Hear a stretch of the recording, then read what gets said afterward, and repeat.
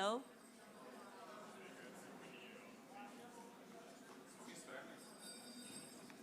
Hello.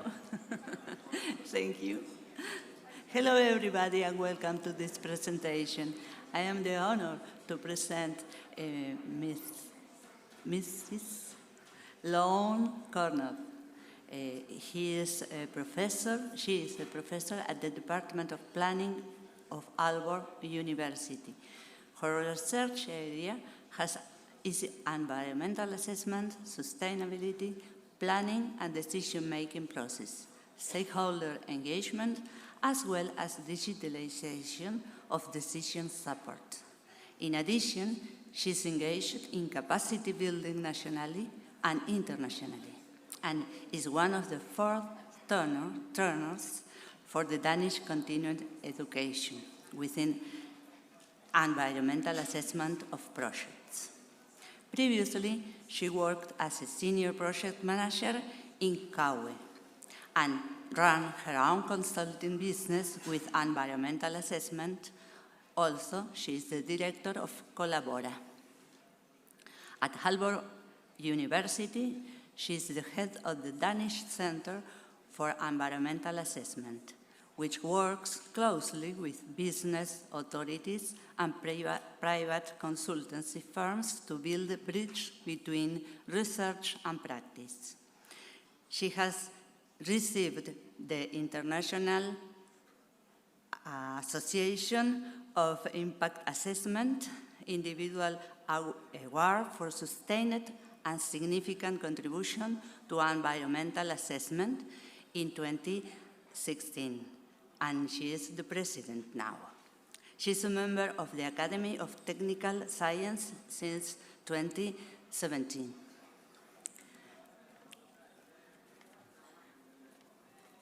Welcome.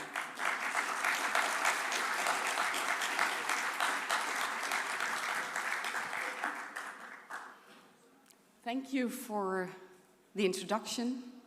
And thank you for the kind invitation to join the SDEWES community. Listening to the presentations yesterday, I was struck by the wealth of knowledge, technologies and solutions already available, even the investors. A challenge now lies in how we plan, assess and permit in a way that keeps up with the readiness. In other words, our technological transition is running ahead of our institutional capacity. That's where environmental assessment, planning and governance have a crucial role to make sure that readiness can translate into responsible and legitimate action.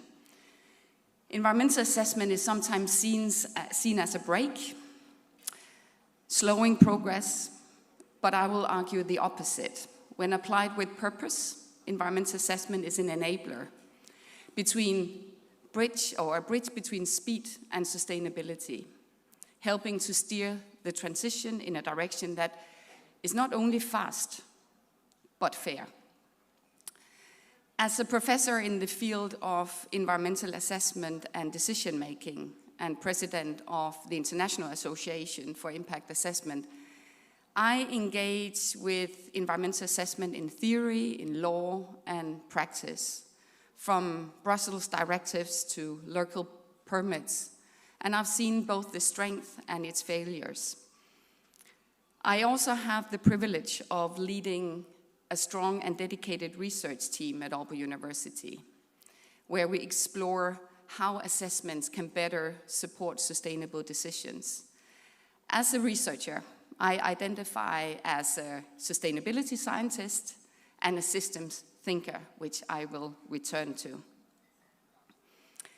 I begin my introduction with introducing environmental assessment, then set the stage with the sustainable green transition, before turning to the question of whether we are fit for purpose today, and finally explore agency and change before giving illustrations how collaborative initiatives can strengthen the transition. Many of you here work with energy technologies and systems. My perspectives comes from environmental field or environmental assessment, a field that connects these to the environments and the societies that depend on them. We share the same ambition to make the transition both faster and sustainable. Environmental assessment can be seen as a constraint, but in practice, it is a tool for risk management, optimization, and legitimacy, helping projects succeed in a complex, real-world context. In the European context, almost every key element of the green transition, from wind turbines, solar parks, PTX, CO2 capture and storage, to afforestation and wetland restoration, all falls under the scope of environmental assessment. In a sense, environmental assessment is where the green transition planning and project development meets environmental governance. So before going further, I will start with a brief introduction to what environmental assessment actually is, because it underpins nearly every major technology and infrastructure project driving the transition. At its heart, environmental assessment is about prevention, not cleaning up damage afterwards, but identifying risks early, shaping better alternatives, and avoiding harm. Timing is critical, and environmental assessment must come very early. When impacts cannot be avoided, we minimize. If that's not enough, then we repair. And finally, we can replace or compensate for an impact on our environment. Increasingly, I also see a practice among developers especially to enhance, to use their projects as an opportunity to also create positive outcomes for example, biodiversity and communities. So this is the mitigation hierarchy, and the logic is very clear. It's about prevention first. Environmental assessment is part of a broader family of impact assessments: social, health, human rights, gender, cumulative, and many more. IARA defines impact assessment as a transformative process designed to inform and guide decisions and actions by governments, business, or individuals. It aims to maximize positive outcomes while minimizing negative effects, ultimately fostering sustainable development. This wider framing reminds us that assessment is not just a technical procedure. It is a guiding process that shapes decisions and aligns them with sustainability goals and builds trust. In this keynote, I focus on the two institutionalized forms: strategic environmental assessment for plans, SEA, and environmental impact assessment for projects, EIA. They are the backbone of environmental assessment in Europe and globally. They are embedded in two EU directives and in the ESPO Convention and in its SEA protocol. This gives them a dual foundation, national and cross-boundary. The latter becoming more and more important as energy projects especially has transboundary impacts, such as offshore systems and developments. Sometimes they also include inputs from other types of assessments, like life cycle assessment, habitat assessment, or social impact assessments. They sit alongside other EU assessment regimes, we could call them, directives on water, habitats, emissions, and more. And together, you could, so to speak, say that they create a comprehensive EU framework designed to mainstream environmental sustainability into every level of decision-making. Ultimately, environmental assessment is about decision-making. Not an end in itself, it's a means to inform choices. Whether it's government setting policies, authorities planning land use or energy supply, or developers proposing projects. It stands at the fork in the road, ensuring choices are made with knowledge and not blindfolded. You may have seen a figure like this before, because environmental assessment is often shown as a formal sequence: screening, scoping, assessment, consultation, and decision. But key is also, from my point of view, really what happens before the formal process, in the preparatory stage, in dialogue, based upon baseline data, framing alternatives, finding viable locations for different projects. If that is missed, environmental assessment risk becoming reactive and contested. And this is why timing matters a lot. Decisions have the greatest weight early, yet environmental knowledge too often comes in later.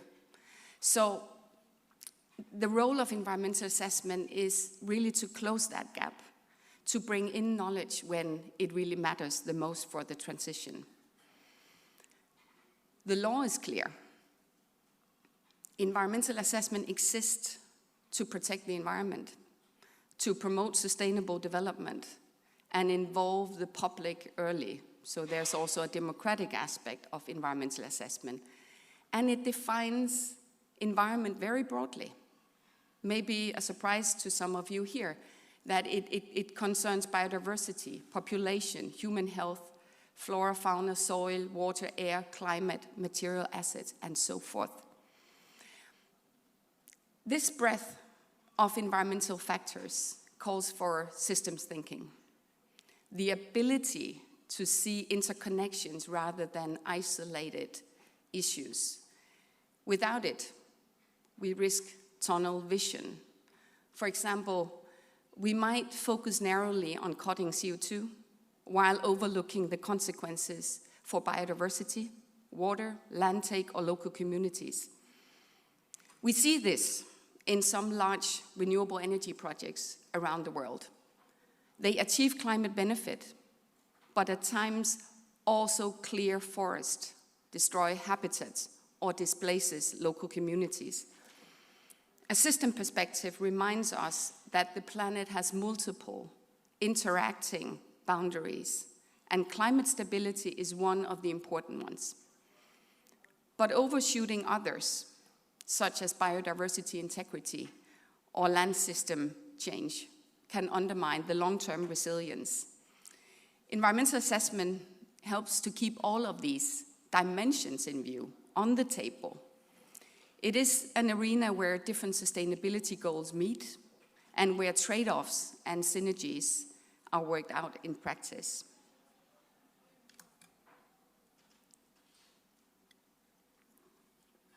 Yes. So far, I've shown environmental assessment in its own term. But of course, it does not exist in a vacuum. It is embedded in a much larger transformation, the sustainable green transition. And this is the context in which both SCA and EIA must now operate, where their role as catalyst or bottlenecks is being tested. Green transition is the shift away from fossil systems towards sustainable ways of producing, consuming, and living. But sustainable green transition reminds us it must also be socially just, ecologically balanced, and economically viable. Otherwise, we risk solving one crisis by creating another. Acceleration of renewables is obviously central, but the real challenge is, from my point of view, is not only to go faster, but to go forward in a way that is sustainable and legitimate. The transition is shaped by different kinds of forces. Of some of them that I've highlighted here. On the one hand, we have the drivers, rapid deployment of renewables, emerging technologies like artificial intelligence, and regulatory reforms that aim to speed up processes. But there are also barriers. These are grid constraint, permitting hurdles, land competition, and public opposition. And then we have the safeguards, the pressures that reminds us why we're doing this in the first place. The climate crisis, biodiversity loss, resource depletion, social justice, and legitimacy. The transition emerges from these tensions. A key question from my side, and I raise that continuously for myself and for my colleagues, is how do we connect these forces so that speed does not undermine sustainability? Here I see that environmental assessment has a role to play. It helps drivers land well by integrating knowledge early before lock-in. It addresses barriers by fostering transparency and participation. And it strengthens safeguards by its horizontal reach, its very broad concept of environment, avoiding trade-offs and increasingly also connecting to the SDGs.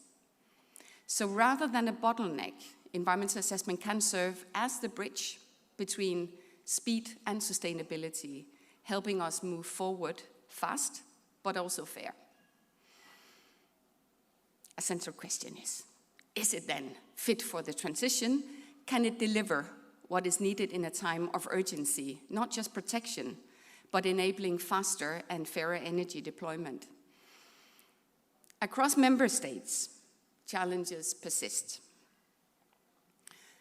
The EU is relating or discussing that we have fragmented, slow and poorly coordinated processes, weak digitalization and transparency. They also point at limited public engagement and public acceptance challenges, and that authorities are struggling with limited staff and expertise. And finally, that we are missing the spatial planning and the grid bottlenecks. And together, these factors explain to a large extent, not the whole story, but to a large extent why the transition is stalling. EU's response is to make permitting faster, smarter, and fairer. That means shorter timelines, digitalization, stronger participation, and more consistent environmental assessment procedures across the member states. This is not just talk. We have already seen that 22 countries have already introduced reforms to speed up environmental assessment to support the green transition. So there is a structural shift across Europe. Especially faster procedures, easier grid connections, better planning through pre-zoned renewable areas, and early dialogue with citizens. And these simplifications initiatives can accelerate and they can improve practice and help us to meet the goals that we have for 2030 and beyond. But simplification is a loaded word. It's definitely high on the political agenda. It can bring us closer to the objectives of environmental assessment and objectives of sustainability, but it can also move us further away. Yes, it means different things. And from my point of view, it's really to distinguish between good simplification that creates efficiency and quality, and bad simplification that undermines protection and participation of citizens. To make sense of this, we have developed this simplification triangle, very simple, but it illustrates different dimensions of simplification, what we can do to accelerate or to support the acceleration. We have regulatory simplification, meaning we can make changes in law, for example. Administrative simplification with shorter processes, one-stop shops, and praxis simplification with better practice, smarter methods and data, digitalization, and also outlining that how justification for simplifications comes from 3 different reasons: efficiency, quality, and reduced complexity. But each comes also with a risk, or with risk that we need to be aware of. Oversimplification, to speed up the acceleration, can also reduce scrutiny. It can limit public input. It can also weaken protection and increase risk for people and nature. The task is to simplify in a way that brings us closer to sustainability, not further away. So, is environmental assessment, as we see it across not just Europe, but globally, really fit for the transition? Yes, I think it is, if it adapts. Yes, if it simplifies smartly, not thinly. And yes, if it keeps its core role as a safeguard and a bridge. But fitness is not just about tools and instruments and processes. It's also about people, and it's about agency. And the environmental assessment related to all the technologies and the energy systems that we're discussing these days, it's not done in isolation. It's a process that is shaped by many actors. Authorities set the legal framework and make overall planning for example, land use and energy systems. Developers prepare transition projects and provide documentations. Experts and consultants carry out studies and analysis. The public, NGOs, and local communities, they contribute with perspectives, values, and local knowledge. And politicians ultimately weigh the evidence and decide. And together, these actors make environmental assessment both a technical and a democratic process, one that depends on collaboration, transparency, and trust. Colleagues and me, we have compared environmental assessment in the transition to a bicycle, and the entire Tour de France race to the effort to create change. Although optimizing the bike is important, it is only one of many parameters that are decisive for the cyclist's success. An excellent bike cannot make everyone win a stage or the Tour for that sake. So we really need to look beyond these instruments, procedures, tools, to understand what makes a difference to a cyclist's success. Like the bicycle, environmental assessment is very dependent on how people use it. So it's therefore also about the many different actors who play a role, and the success depends on how it's used and the team behind. I see environmental assessment as a facilitating agent of change, and that's also how I use it in practice in my collaboration with developers and authorities. But I also know that it only comes alive when people act within it. Change does not just happen. Change requires agents. Following Ottaway's taxonomy that I've presented here, we need both generators, we need implementers, we need adopters. All equal, all essential for change to happen, and in this specific case, for the sustainable green transition to accelerate. Yet, in practice, strategies often decouple. Consultants following contracts, developers chasing the best and cheapest piece of land for new projects, researchers occupied with publishing articles and boosting our H index, bureaucrats occupied with developing new regulation in an ever-shifting political landscape, and so forth. Despite the overly simplification, which I apologize for, there may be some truth to it. We need to connect, because agency is collective. I will share 3 cases to illustrate this from my own experience. And they are only cases. I'm sure there is so many more examples in this room showing how collaborative efforts is such an important element of accelerating the sustainable green transition. I'll keep to these 3 because I know them the best. And together they illustrate digital transformation, capacity building and guidance initiative, each with the aim of contributing to the sustainable green energy transition. The first one concerns digital transformation. Aalborg University, along with 14 other partners, including infrastructure developers, authorities, consultants, and researchers, we collaborated for 3 years to transform the way that society access and communicates impacts on the environment in order to enable the best decisions towards green transition.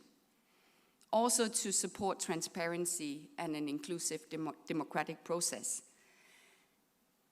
It was a project where outputs were mainly digital tools and guidance to practitioners, to authorities, developers, and consultants. The two digital tools that I will dwell with a little bit are the Environmental Assessment Hub, which is a national repository of documents, and the Environmental Assessment Tool, which is a one-stop shop GIS platform targeting planning and environmental assessment. The found impact of these tools has been acceleration of the green transition through significant time savings in the permitting process and in the environmental assessment process, and economic savings for both authorities and for developers. Both tools are open source and are now widely used in practice, and operation is supported through the national finance law. And the ministry responsible for environmental assessment have drafted regulation that mandates the use of the Environmental Assessment Hub, just to illustrate that there is a belief that that digitization can support our national, international policies and objectives. Just to give you a glimpse of the hub, it contains over 2,600 reports at the moment with structured metadata and georeferenced content, legal decisions of relevance for the transition. It has different search functionalities, and it includes AI-enabled semantic search. Not generating new content, but the hub is making knowledge significantly more accessible, traceable, and useful for planning and for project development. The other tool, the EA tool, that includes more than 700 curated data sets, helping to make fast and targeted environmental screenings on land and in the marine environment. This is a domain-specific digitalization, and it is becoming important infrastructure for planning and localization of green projects and for project development, for environmental assessment and permitting. The tools and the progress we have made so far is now foundation for 2 further digital initiatives. Firstly, at the university, we are now exploring the building of AI agents and multi-agent systems on top to increase speed and quality related to the processes and project development. Secondly, in 3 weeks from now, we start a 3-year EU project on sustainable offshore wind farms, including building cross-boundary data spaces for planning and design for both fixed bottom and floating solutions. If we succeed with these projects, this will be a further digital transformation to support the transition. So hopefully I can come back and share with you next year or the year after. The second case I will share is about capacity building, because even the best tools, the best regulations depend on people with the right competence, confidence, and connections. Skills are critical for the green transition.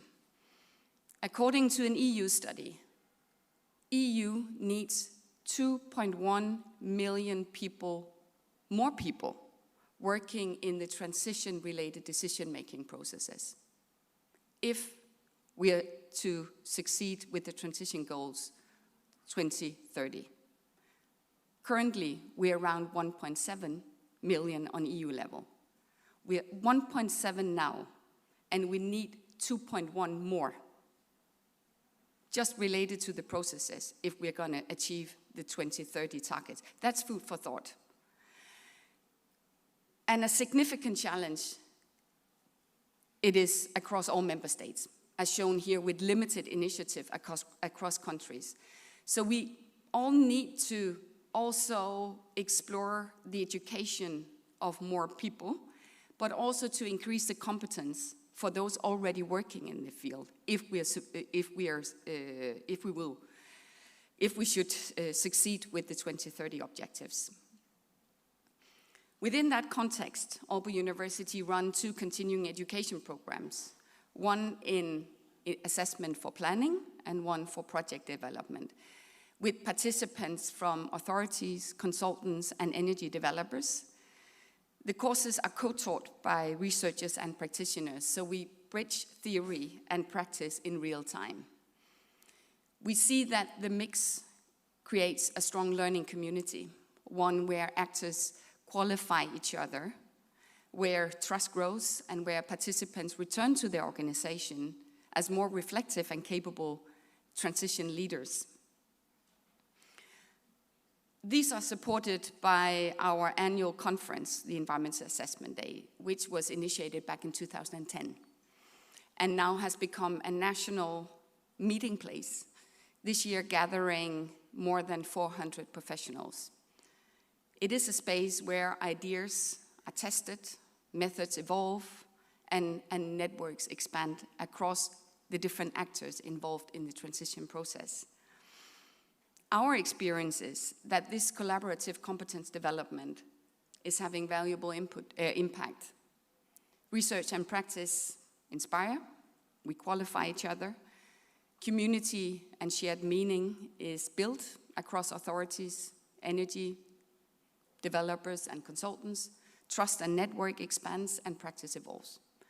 And together these efforts are building not just competence, but actually capacity and community, and strengthen the backbone of planning and assessment. The last case I will share with you, because it has a different angle to how we can support the transition, and that concerns professional leadership and shared standard. While digitalization builds our tool, capacity building strengthens our people, we also need a shared compass, a collective understanding of what good practice mean in time of rapid change. The good news is that transition away from fossil fuels is happening now. Renewable projects are expanding rapidly across the globe. The challenge is, though, that many authorities are struggling to manage this influx, project by project approval, which risk becoming fragmented and short-sighted. This is where professional leadership matters. The new SEA guidance from the International Association for Impact Assessment provides exactly that shared compass. It focuses on the strategic level, helping governments and planners make sound choices before projects reach the permitting stage. By integrating environmental and social considerations early, the assessment can help shape sustainable energy planning instead of reacting to impacts later. The guidance brings together experts from research, practice, and policy to show how strategic environmental assessment can be used proactively to align energy development with sustainability goals. It is an act of collective agency, setting directions, coherence, and confidence for assessment globally. And I must say, maybe I'm a bit biased, but I am proud because this step has been taken. It demonstrates how collaboration and shared leadership can strengthen practice worldwide, ensuring that we not just accelerate, but we also stay on course So, what do these three cases tell us when we step back? They are not isolated initiatives, but they are three expressions of agency that together makes us more fit for the transition. Digital transformation strengthens tools and infrastructure, making planning and assessment faster, more transparent, and better connected. Capacity building strengthens our people and relationships. It builds competence, trust, and shared meaning across authorities, consultants, and developers. And professional leadership through initiatives like the IIA SEA guidance strengthen our shared compass, giving direction and coherence in a time of rapid change. And together, these examples show that the future does not lie in one reform or one innovation, but in the interplay between technology, people, and institutions. This is how we can build collective capacity and how the assessments can continue to serve as an enabling framework for sustainable and legitimate transformation. And with that perspective, let me end with reflections on what it takes, individually and collectively, to strengthen us, our tools, our processes, and catalysts for change. In order to stay relevant and fit, I see the following needs and challenges as central. First of all, we need to decide to be relevant and a change agent and take the leadership. And that is that whether we are a researcher, a policymaker, a developer, or a practitioner. And it's also about simplifying wisely for the acceleration to support sustainable acceleration of renewables, recognizing the interlinkages between climate, biodiversity, land use, and communities, and promote solutions that work across these boundaries rather than shifting burdens elsewhere. And about critically embracing new technologies like artificial intelligence and reflect on our own agency and who the other change agents are that we engage with. And finally, foster collaboration. The field that I'm working with, environmental assessment, it is about prevention, participation, and trust. And I see it as not the only, but one of the important bridges between urgency and responsibility. Done right, it can be a catalyst for sustainable energy transition. With these words, I will finalize my presentation. Thank you for your very kind attention. And I welcome any questions, reflections, and comments. Thank you.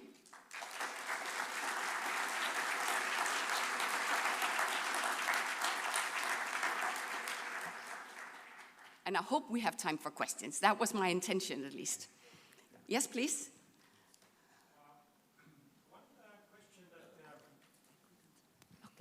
One question that interests me very much is what about vested interests hijacking the process?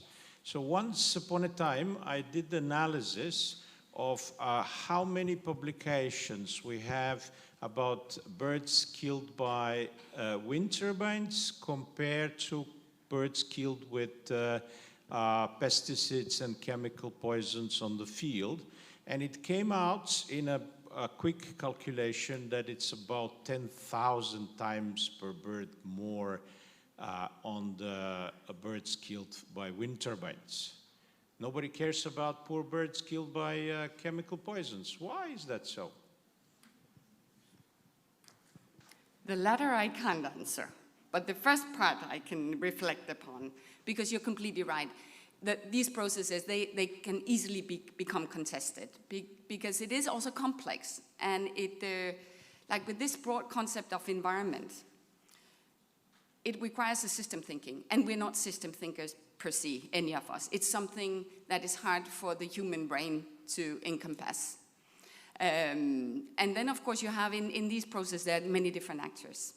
But I would say from my own experience working with developers and authorities, I have seen some very good examples of developers and authorities taking responsibility and making an effort to have a system thinking, and they are the ones that have succeeded.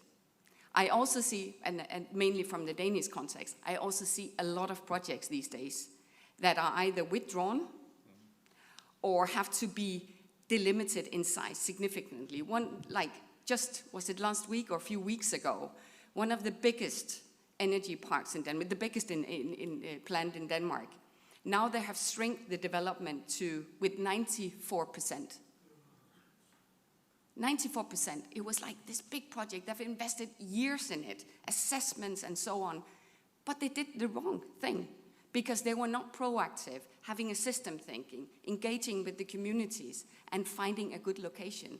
And I see many, unfortunately, renewable energy projects failing due to the lack of system thinking and lack of creating legitimacy in these processes. That was a long answer, but I hope it was, I'm totally aware. And you'll see that everywhere, that there are different interests. Yes?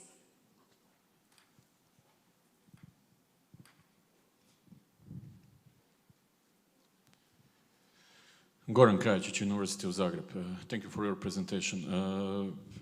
Metaphorically speaking, maybe we are in a situation that patient is dying and the doctor needs to decide to cut the leg. So if a planet is dying and we need to maybe cut some of these many of factors or things that you mentioned, like landscape or something, you know, we need to sacrifice it. So are you aware of the tools or methods or processes that can help us to decide, you know, if we need to cut, where to cut, or how to cut? And that's the question. Okay, thanks. I won't say I know a tool, but I know processes where it can happen. Because you, again, it's also, first of all, you can say, like, we can't do anything without it having impact. That's like, that is the basis. But impacts are not necessarily significant in a society. So it's also depending on where you are. Are you in your country, in my country, in which part of the country? So it will always be a determination of the significance of impact, because there will always be impact. But I would say the tool is, from my own experience, that is the negotiation between the political level and the society and the communities. You won't find a tool that can make that decision for you, because it will always be a balancing act and a political decision at the end. What is it we prioritize and what is it we sacrifice? But we can always, by being proactive, do the job as good as we can, and as the mitigation hierarchy I showed, try to prevent. And if that's not possible, let's try to reduce it. And we can do that in a smart and legitimate way, I would say. But no simple tools. It is challenging. Yes, there was also a question here.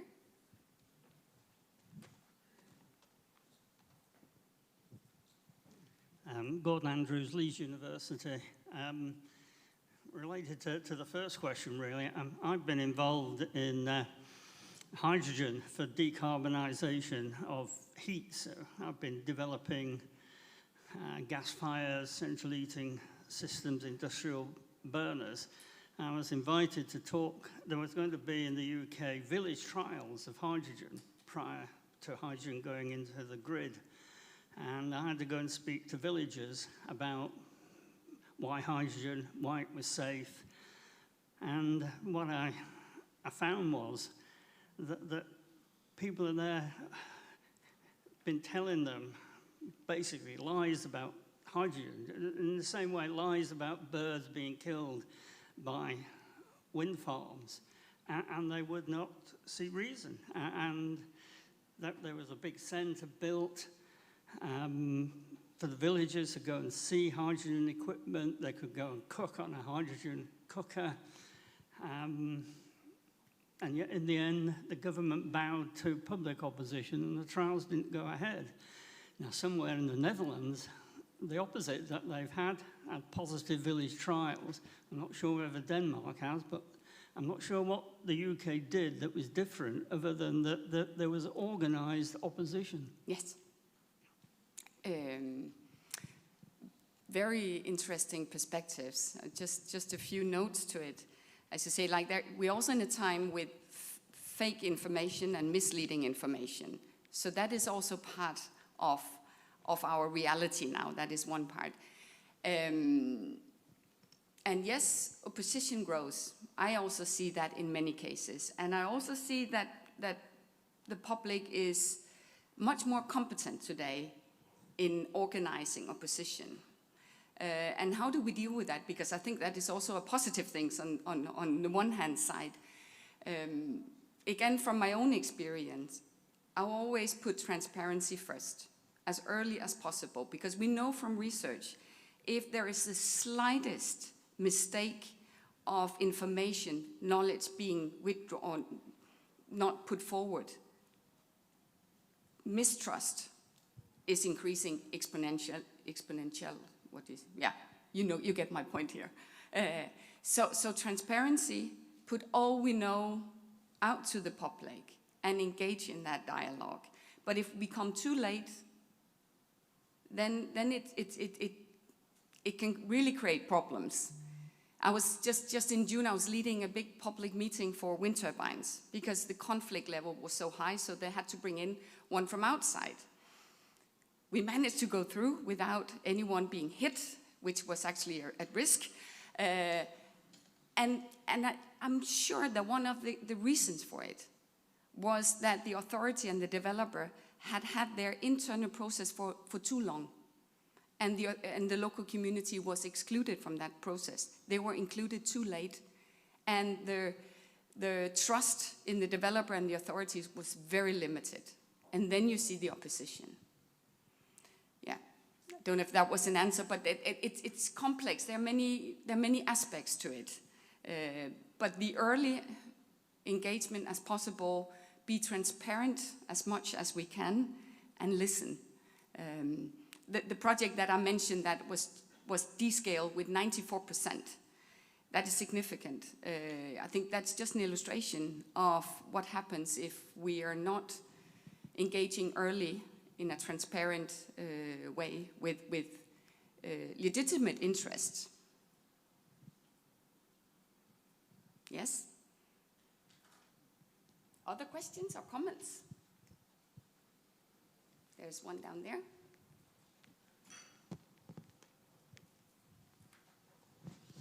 I'm Will from EPFL. Thank you for your nice presentation. I have one question regarding the tool. How to build or maintain the database for the tool? Do you have any criteria for selecting the data? Thank you. Can I get that question again? Because I didn't hear it all. Sorry. It's related to the database. To the database for the tool. Sorry, it's these old years. Yes, that was a key point for me. I was the project leading that project. That it had to be open source, and you can access it. And actually, we have also it's both in Danish and in English. And the algorithm, like the structure that is built, is also one that the Danish Environmental Portal that is hosting the databases, that they can share with you, with any government interested in it. Because we need to, it's also, I'm emphasizing collaboration, and that is also cross-border. We don't have time. We need to share as much as possible and be as open to share our results, our algorithms, our data, because that is needed. So it's there, it's open source, and you're very welcome if you're interested to approach me, and I can put you in contact with the portal hosting it. Yes? Thank you for showing the interest in it. I advertise it because I would love everyone else to have databases that are open source. Albana Kona from Joint Research Center. Thank you very much, Professor, for this interesting presentation. I would like to know what is your opinion on the revised Renewable Energy Directive? I think there is quite advancement in the environmental impacts of energy projects that are concentrated in some parts of the city that will get faster permission in terms of environmental standards. And another reflection on this point, it seems to me that the recast of the Renewable Directive prioritize centralized production. While here with renewables, we're dealing very much with distributed energy. So do you think there should be a recast, a new recast of the directive that takes into account the size and the distribution of the sources? Thank you. Thank you for the questions. For the first one, I think there are really positive progress when it comes to the EU regulation and to the revision of the Renewable Directive. Absolutely. I doubt that that is enough when I see what is happening in different member states. But it's a positive progress. And again, it's within this discourse that I'm also presenting here about moving faster, but also wisely. So definitely progress, but not enough. That's what we have seen. Then for the second part, I'll say like generally, because it goes so fast now, the acceleration is here, that the need for revisiting our regulation has to increase. And I think what we have seen from the EU is that the EU is capable of also revisiting and making new regulation fast to accommodate the need that we have now. And I see that that is only increasing. But regulation, again, it's one important part. But it's also how we fulfill the objectives of the regulation that is important. And then we're back to all the different actors playing each their role and the interdependency between actors. Yeah, thank you.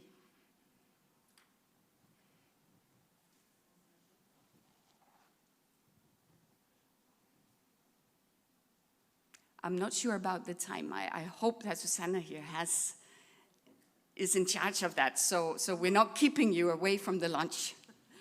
No more questions, so we acknowledge. Thank you very much for your presentation. Thank you for the invitation.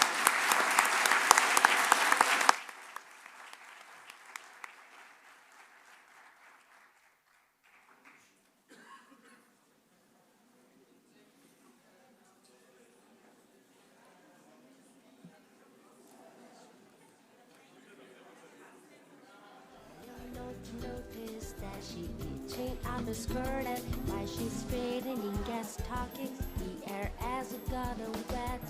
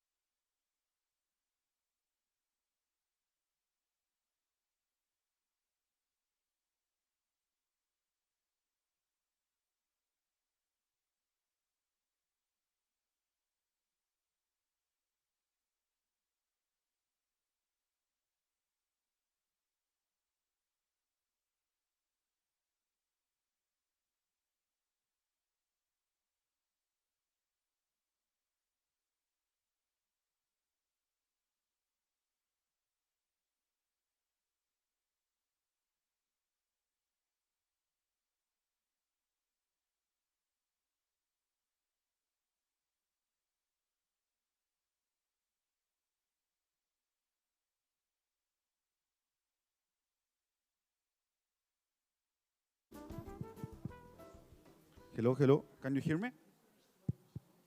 Yes. All right. Welcome everyone to this panel, the second panel of the 20th SDEWES conference. Again, thank you for being here.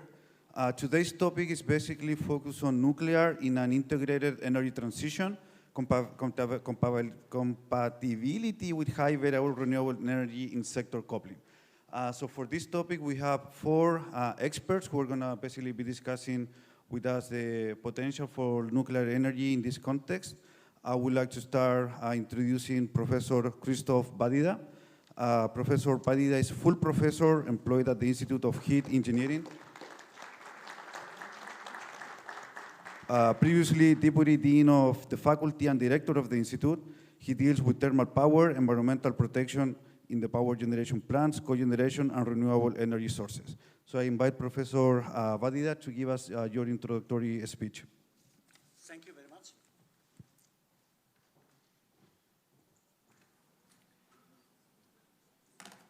How can I start this presentation?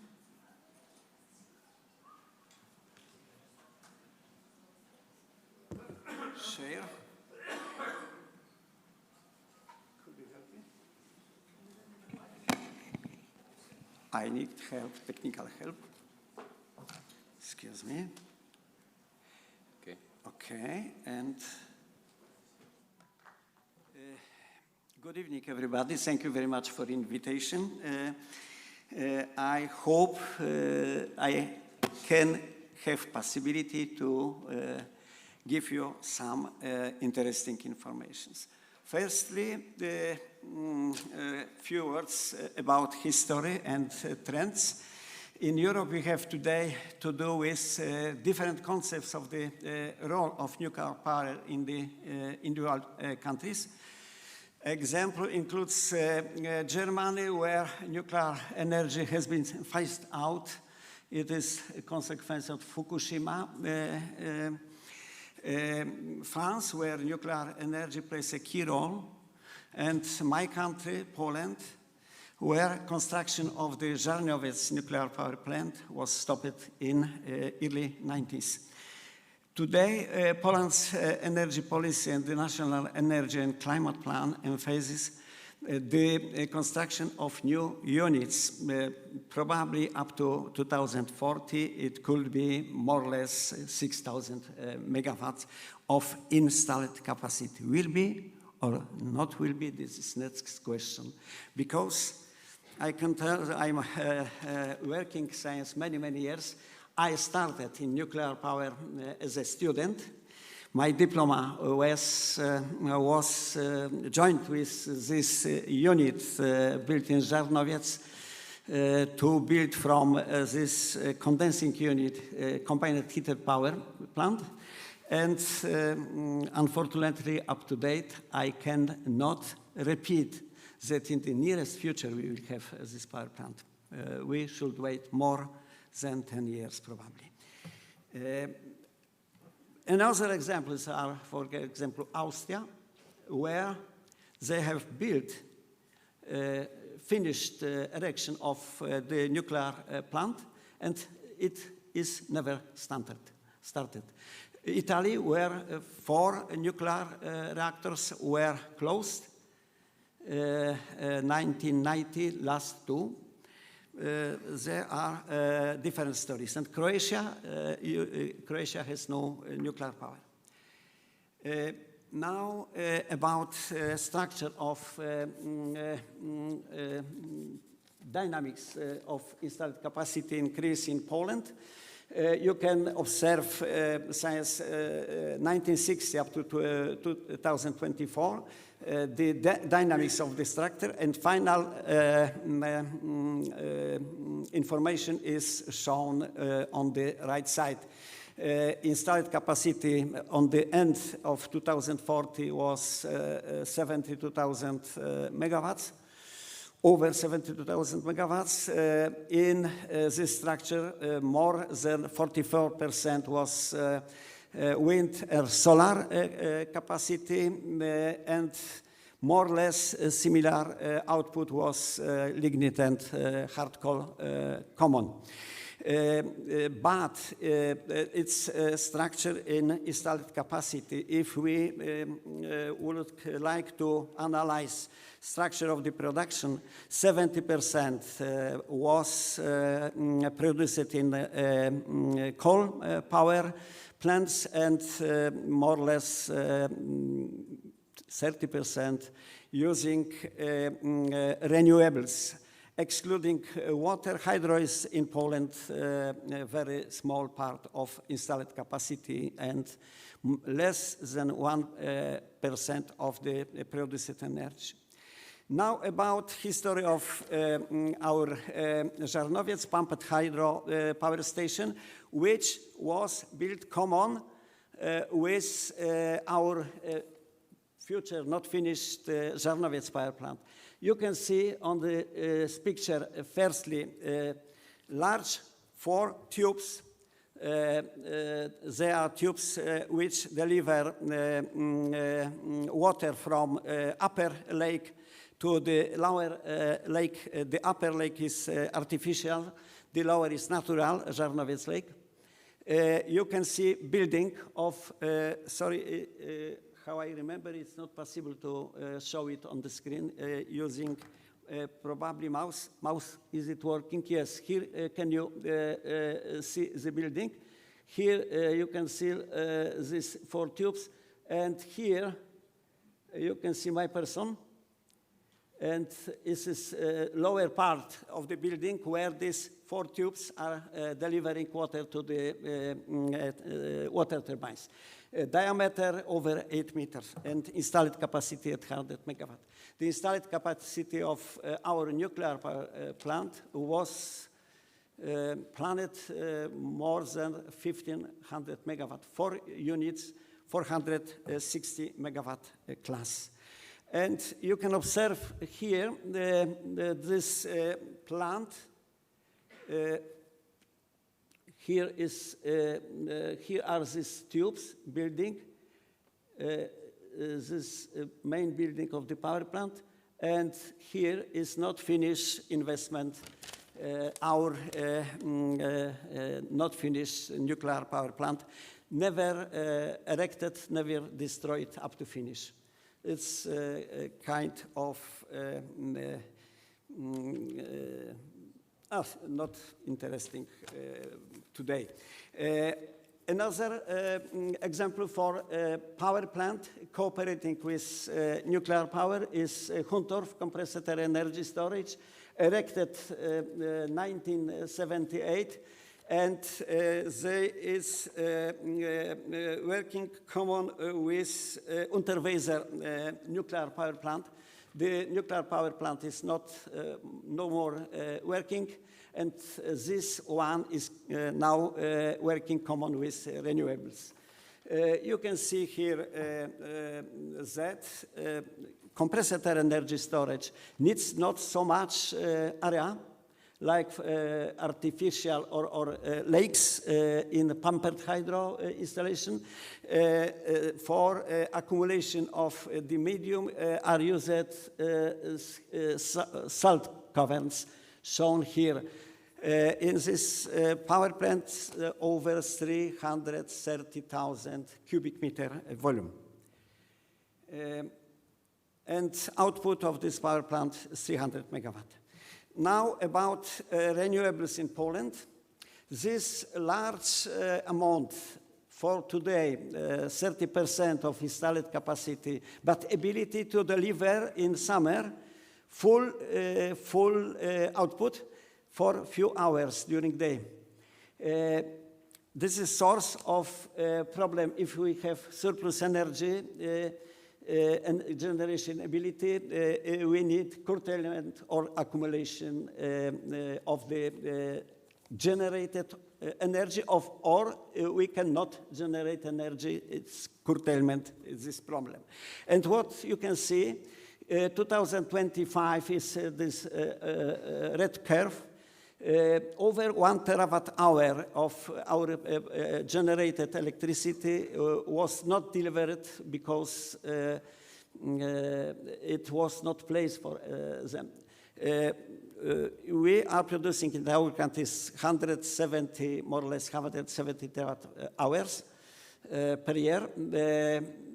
30% renewables.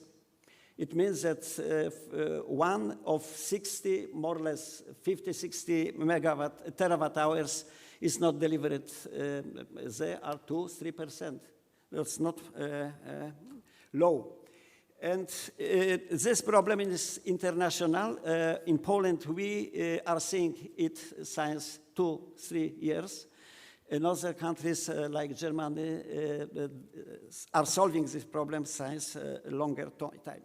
Example for August 2024.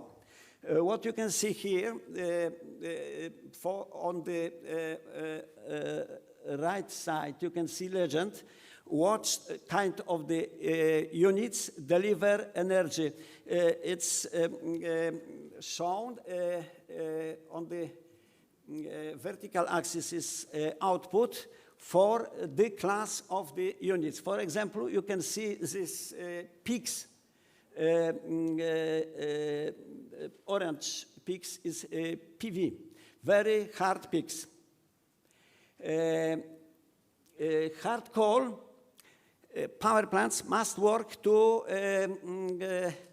compensate these peaks.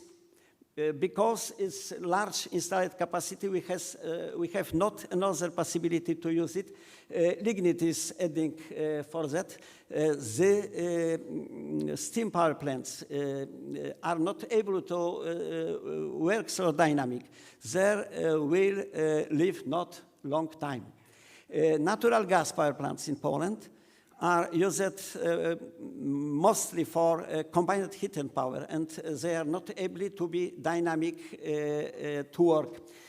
We are building now condensing power plants using natural gas for burning, and they will help us in the future.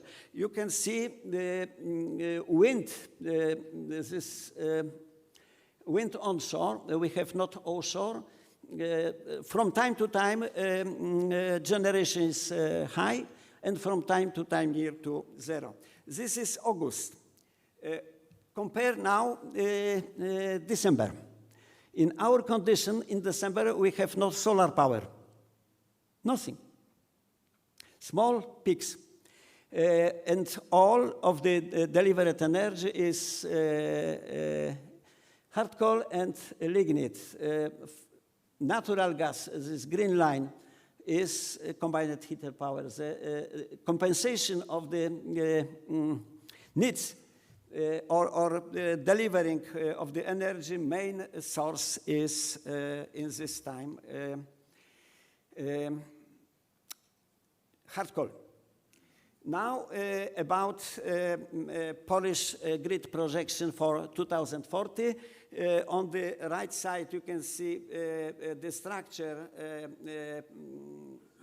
for this time. Renewables, very large grow. Storage capacities, batteries, battery energy storage systems, and hydro, pumping hydro. This is more or less in the installed capacity 13%. Natural gas growing from 6 to 12%, and nuclear more or less 5%. This is 5,000 megawatts of installed capacity, which should be over 160 gigawatts, as you can see. Now, next problem. Nuclear power plants are sensitive to load changes, and they should be operated at practically their full capacity. It's an economic problem.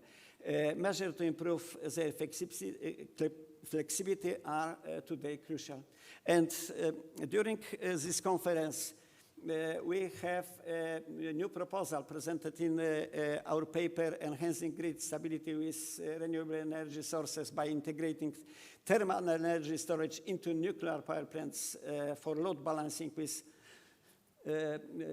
it was with my participation, and you have, you can see here is the paper number, And this study evaluates the feasibility of integrating steam accumulator-based thermal energy storage into the nuclear power plant secondary circuit to enable intraday grid stabilization, addressing renewable energy source intermittency in Poland projected 2040 energy system. Thermal energy storage, it is steam accumulator, roots accumulator, accounting for the pressure losses in the steam to thermal energy storage and to thermal energy storage, steam generator to thermal energy storage and thermal energy storage to thermal-connected pipelines. You can see here how is it organized. Thermal energy storage here is visible, sorry. Now I can see my, just a moment. Here is a description of the tank.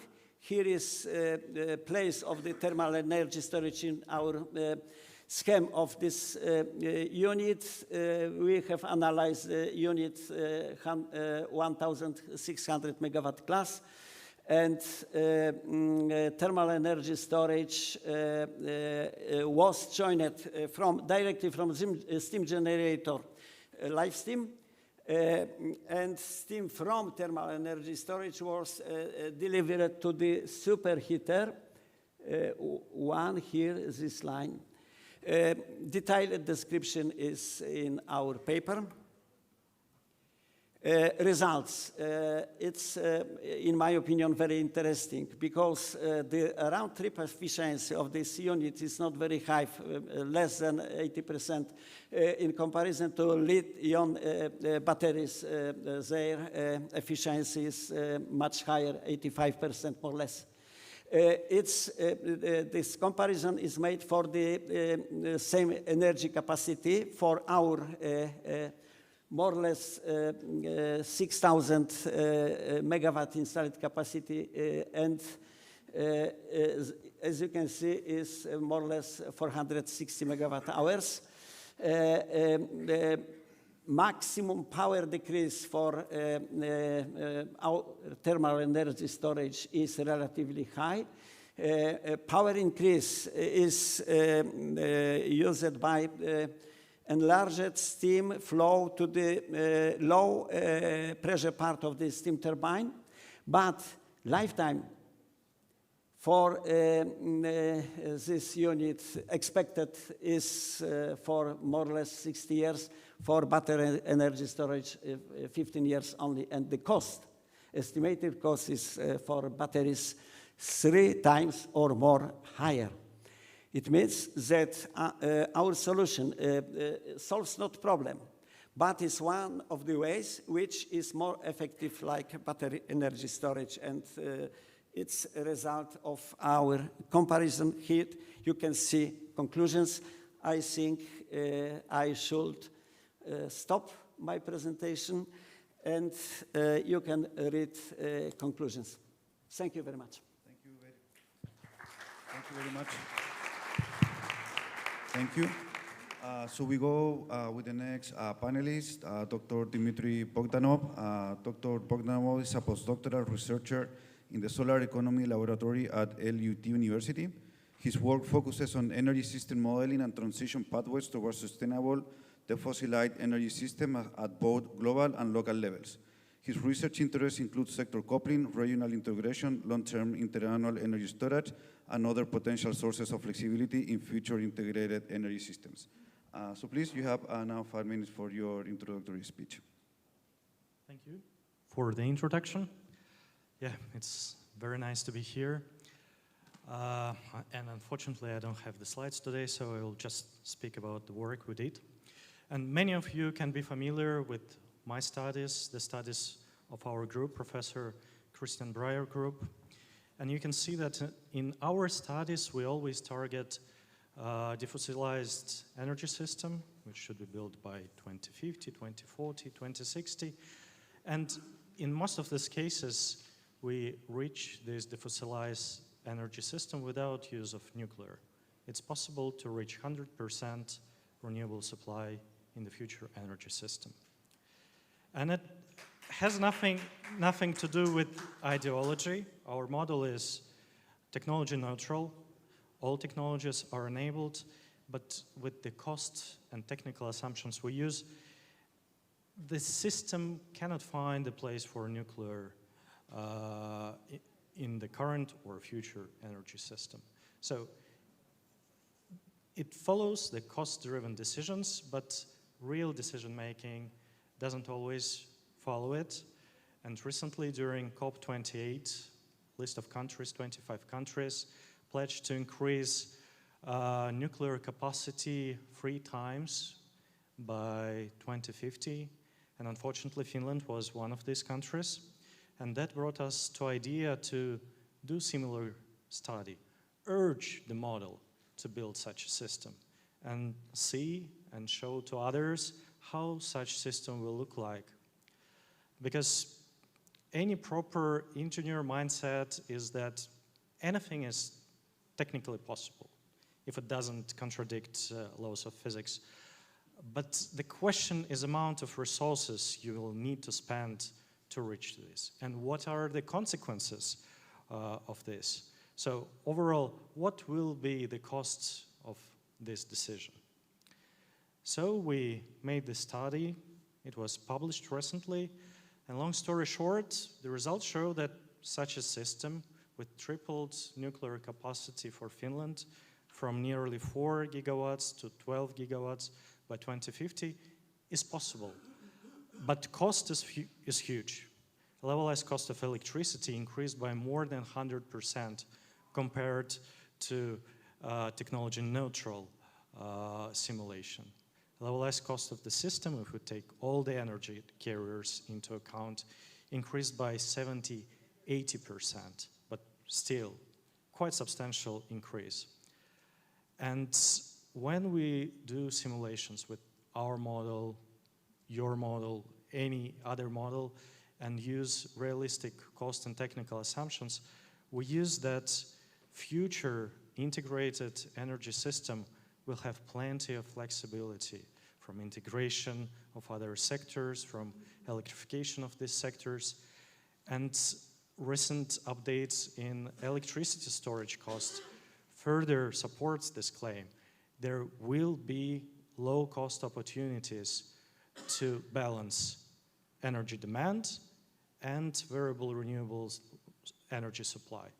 So currently, I don't see any necessity to have nuclear as a part of future energy system. It's not necessary, technically necessary. We can build this energy system with other more sustainable resources. And if we talk about the costs, the decision is also quite clear. Renewables and energy storage options are getting cheaper and cheaper, which we cannot say for nuclear at the same time. So please check our publication. It's online. It was recently published with Energy Journal. Yeah, you're welcome. Thank you. Thank you very much. Benedetto, please. Our next speaker is Professor Benedetto Anastasi. Dr. Anastasi is an associate professor and senior energy planner at the Department of Industrial Engineering at Tor Vergata University of Rome. He got the PhD title with honors from Sapienza University of Rome with a dissertation in energy systems planning and design. The core of his thesis was published in Energy and became one of the most cited papers in 2016. He was rewarded with the best poster, at the second Southeast Europe SDEWES conference in 2016. Professor Benedetto, please, you have 5 minutes for your introductory speech. Okay, thank you everybody. Thank you, Felipe, for the invitation. My presentation starts with this title. So this nuclear energy is mainly a dichotomy between continuing to have it for countries that already have nuclear, and continuing to avoid it for those that doesn't have yet. And I will show you something about Italy, that is my country. We should start with some strong remarks published from International Energy Agency, Nuclear Energy Agency, so institution that would like to promote nuclear energy. So first of all, LCOE of nuclear energy will be profitable mainly due to the expansion of the lifetime of the existing power plants. Secondly, something that usually is not said, nuclear is not an energy choice. Nuclear is firstly some strategic choice for a country. Then first defense, then also energy, of course. And this leads also to another consideration. Are we sure that we can really count the cost of nuclear energy, since there will be some secret budget of the Ministry of Defense? Of course, they are going to buy uranium for something else. And finally, that's the point. We should keep this difference when we are talking to the different countries. So we are not saying nuclear energy, no.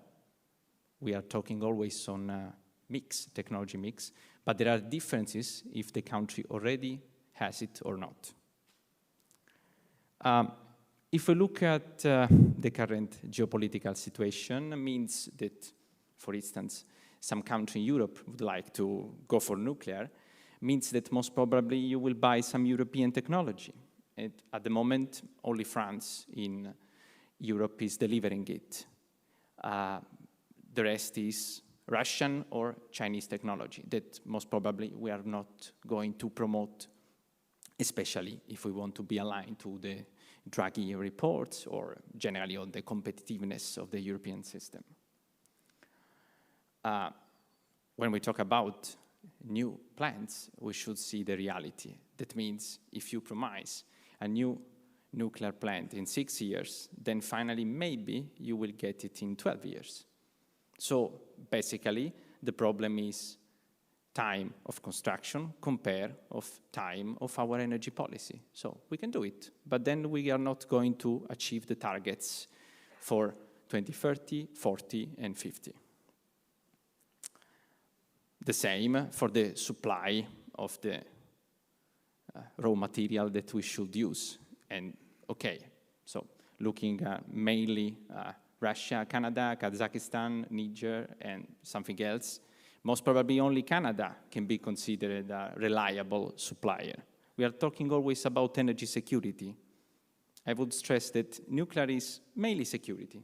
Then I don't know how it's connected to energy security, at least if you don't want to be, as I said in the first slide, one of the countries that use the nuclear deterrents. And that's why in the news we noticed that Germany is not seen anymore as an actor, for instance, with the conflict between Ukraine and Russia, because our UK and France, that they have nuclear weapons, so they can protect Europe.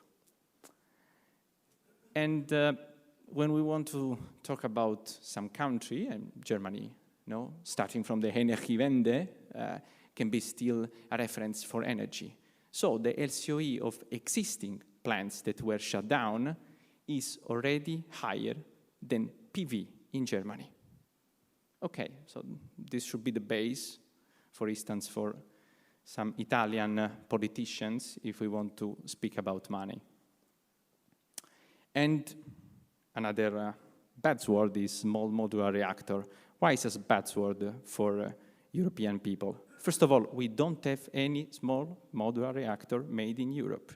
The only two that we have information that are running at the moment is one in China and one in Russia, Nuclear Energy Agency source.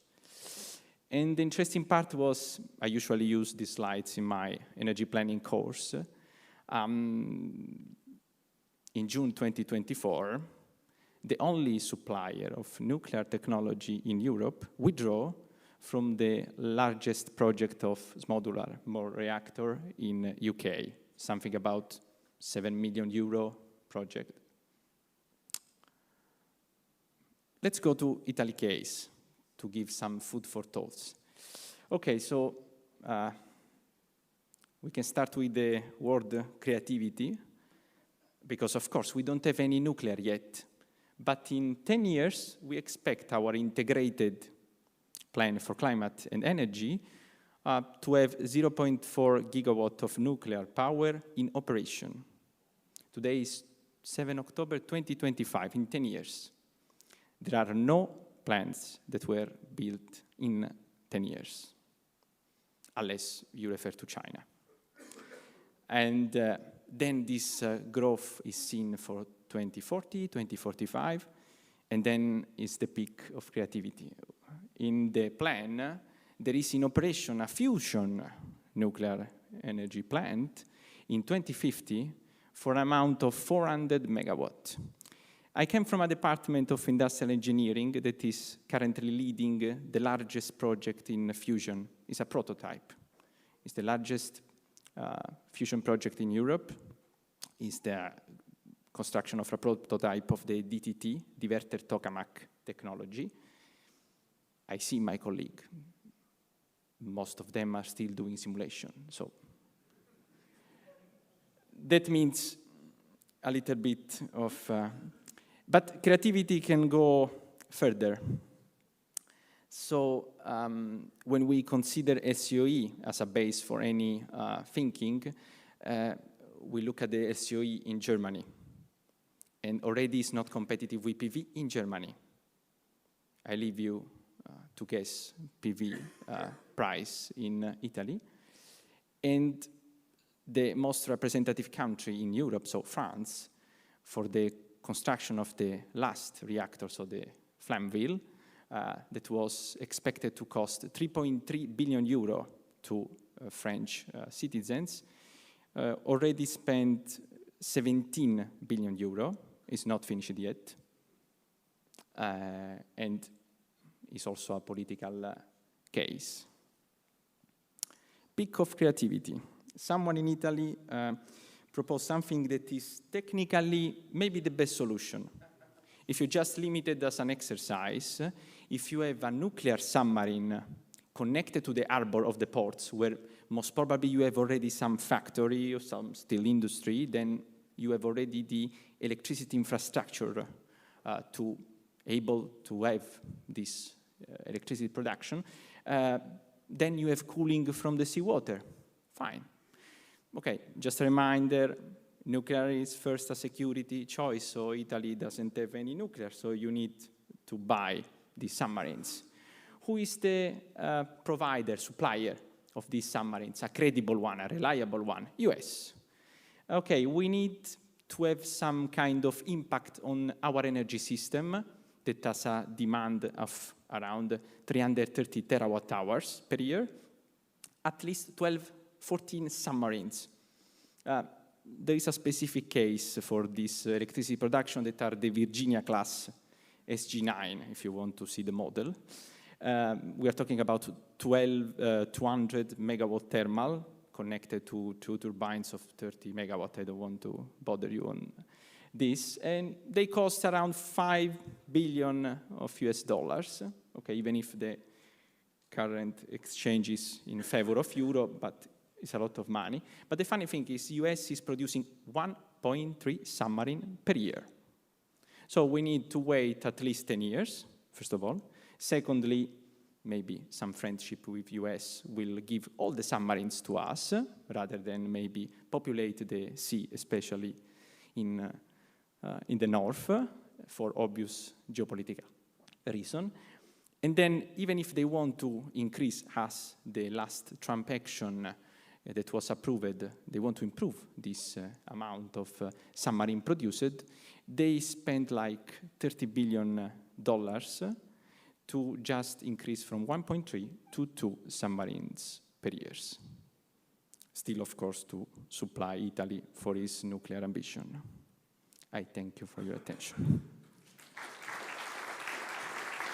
Thank you. Thank you, Benedetto. Yes, so our last speaker, it's Dr. Jakob Tellufsen from Aalborg University. Dr. Thelupsen is an associate professor in energy systems analysis at Aalborg University. He works with the development of energy systems analysis tools with a special focus on expanding approaches for the decarbonization of the energy system. His main research areas concern energy system analysis, district heating, energy saving, climate neutral societies, and the integration of various parts of the energy system through energy systems analysis. Thank you, and thank you for the invitation to join this panel. Yeah, so my argument and my offset will be this, I think, discussion that there is a competition between renewable and nuclear we have to talk about when we actually start to implementing into the system. Nuclear is not a flexible production technology that will offset only in the hours when there will be little wind or little solar, and I will try and make some arguments for that in some of the studies we have done. So I think the first off, what you have to realize is, and this is from the IEA, that costs and building times, I think we already heard this, is higher than what you expect when you start to build nuclear. So these are cases in the UK, in Europe, in the US, in the Middle East, and in Korea. And in all cases now we're looking, if you just take the European cases here, we are looking at costs in Finland around $6,000 to $7,000 for a kilowatt, and then all the way up to now in England it's probably even higher than 16,000 with the latest projections on Hinkley Point. So this means when you have such an expensive technology, you need to run it all the time to make money back for it. But of course, maybe there are options. Renewable energies, we all know they're variable. They produce when the wind is blowing and the sun is shining. So maybe here with a constant production, maybe we can gain some benefits that could offset this higher export, at least, or higher output of energy. At least that was what we were trying to show and discuss in some of the recent work we've done. And this is just to compare how levelized cost of energy on nuclear plants, the orange charts, compared to from concrete renewable projects. The blue are wind, offshore wind, and the green is onshore wind, and yellow is PV, just from European or Danish costs. And then the one to the right are lifetime extensions with or without extra investments, and costs in China and in the United Arab Emirates. However, when we look at it, so you can see, okay, here's this cost. Very clearly, it's more expensive on a LCOE level, but on the other hand, we know, as I said, we need a system analysis to actually see how it's producing. So in our recent paper, we investigated this in a Danish smart energy system where we get all the flexibility measures from the system, more or less, so sector coupling, sector integration. And what it actually allows us to do is to quite closely, if you look at the box to the left, that is a renewable energy system, we are quite close to actually following the load or the production of the renewables simply by having electrolysis, smart charging of vehicles, heat storage, thermal storages for your district heating systems where you use electric heat pumps or electric heating. And you can do that. And vice versa, you can also do it for a nuclear system on the right, where we have a lot more nuclear. Now we have an average load here around 7,000 megawatts, 7 gigawatt in Denmark. And you can do it. And then your system integration things changes now. It's based on you can say on the daytime, you lower your hydrogen production, and then at nighttime, to keep your nuclear constant, you increase it. So you could do some savings in the flexibility of the system, but that savings are by far not enough to compensate for how much more expensive nuclear power is. So when we look at it, and that's the upper right hand, and I know it's a little small, but basically it says it's probably on an annual basis in a Danish context, that's around 6 million people, it's around 1,500 billion euro, 1.5 billion euro annually more expensive to run a nuclear system, 100% decarbonized in 2045 than it would be if you only had renewables in your system. And then finally, just to have a European perspective, in the same study, we also did, we had some analysis on if you wanted to do a greenfield investment across nuclear. So 100%, the one upper hand to the left, also called baseline, is nuclear cost similar to the one in Finland, so around 6.5 million euro per megawatt. And no country in a European context should, in a greenfield solution in 2050, is it economically feasible to actually invest in nuclear for a renewable or decarbonized energy system transition. Only when we get costs around 50%, we see certain countries starting to invest. But what you can also see from the graph to the right, that is the total annual cost. That is basically the same as the 75% or the 100% one. So you really have to get costs that are a quarter, so we're now talking 2 million euro per megawatt to even see nuclear really being a competitor in the energy system, which is far below anything that is realistically feasible in the future, I think, and even today, of course. Thank you.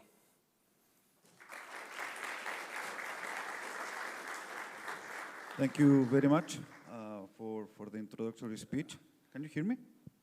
Yes? Okay. So what we will do now, we'll go through a round of questions from my side, probably 1 or 2 rounds, depending on the time. And then I'm going to open the question for the public. So I would like to start with Professor Vadida, based on your presentation. Very interesting as well. But we were also discussing about possibilities of energy storage through nuclear, and you said you wanted to basically speak about some of the possibilities in this line of research. So I want to give you the opportunity to also discuss about these opportunities for energy storage through nuclear energy.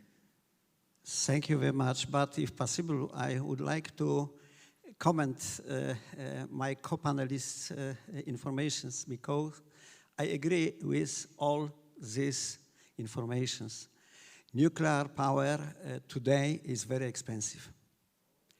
Cost of electricity estimated for our conditions in Poland now officially is 500 zloty, it's more than 100 euro per megawatt hour. But it is if it will be work in the base load conditions. 93% of use of installed capacity. It's probably in our current conditions not possible. Why? Because firstly, we will not have such permission from European Community. Czech Republic,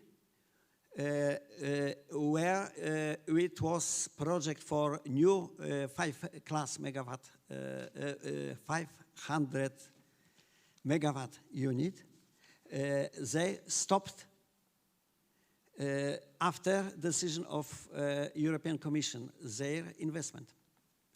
I expect that probably we should stop it in the future too.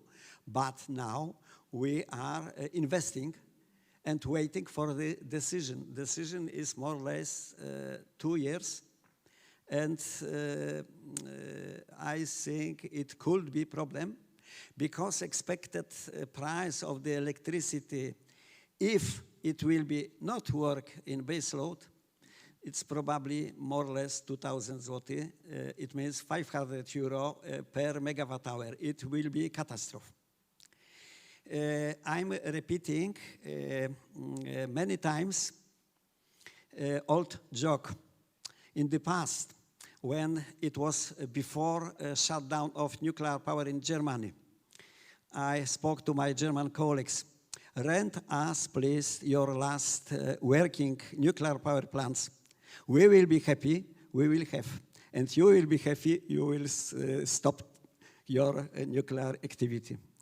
And today it's not more possible because German activities are stopped. Of course, now something about possibilities of energy storage between nuclear power plants, cooperation between nuclear power plants and different technologies of energy storage. It was commented hydro, pumped hydro. I have shown example for Poland.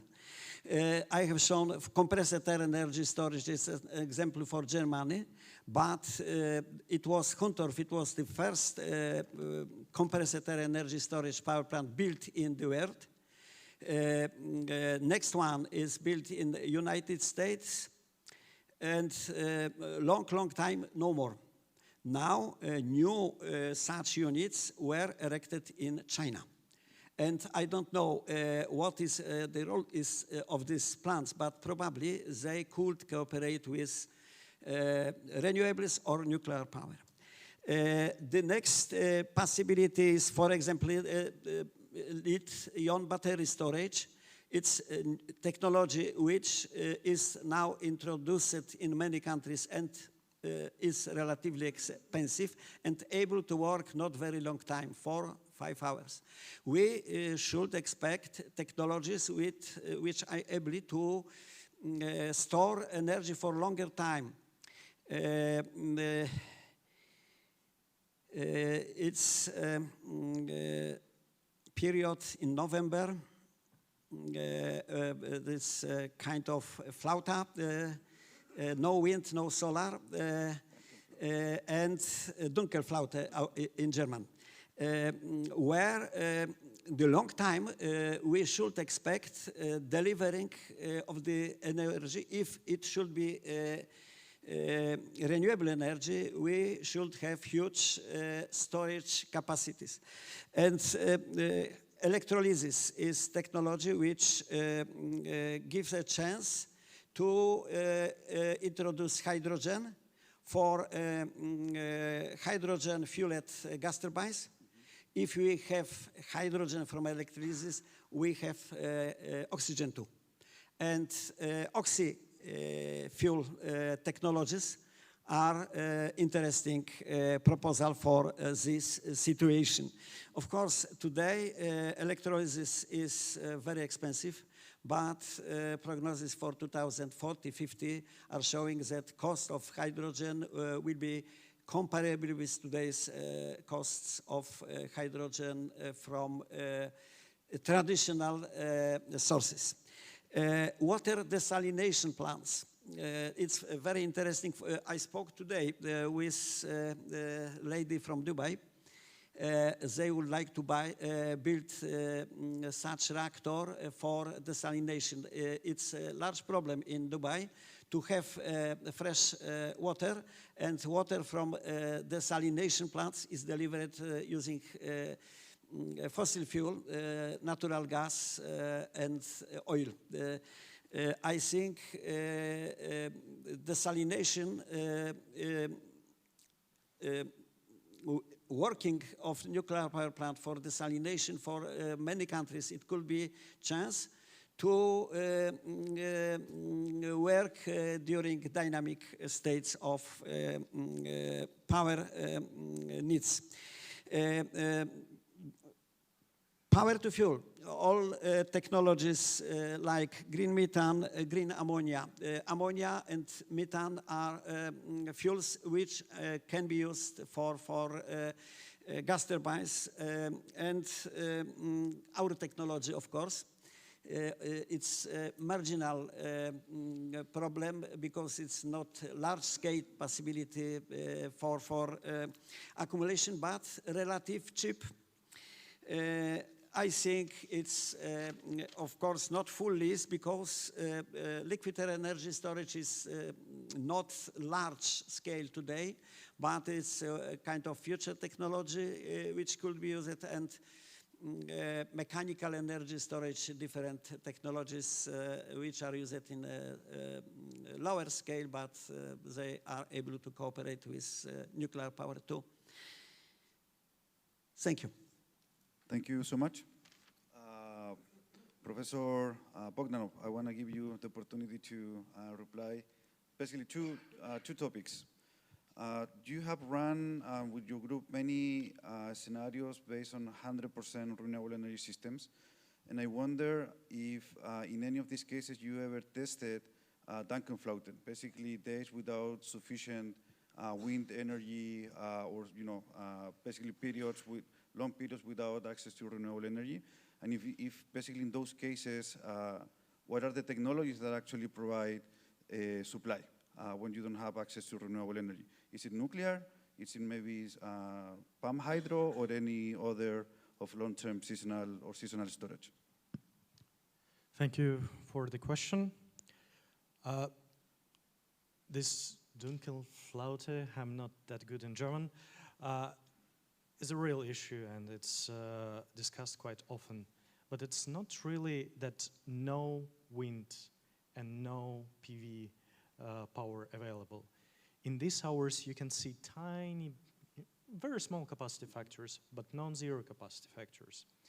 And the trick is that in the future energy system, we'll have so huge demand for other flexible application, for power to X, as we discussed, for industry, for transport charging, that the share of non-flexible power consumption will be so small, while the power generation is so great that in most of the cases, these tiny little capacity factors which are still available provide enough energy to supply this non-flexible power demand.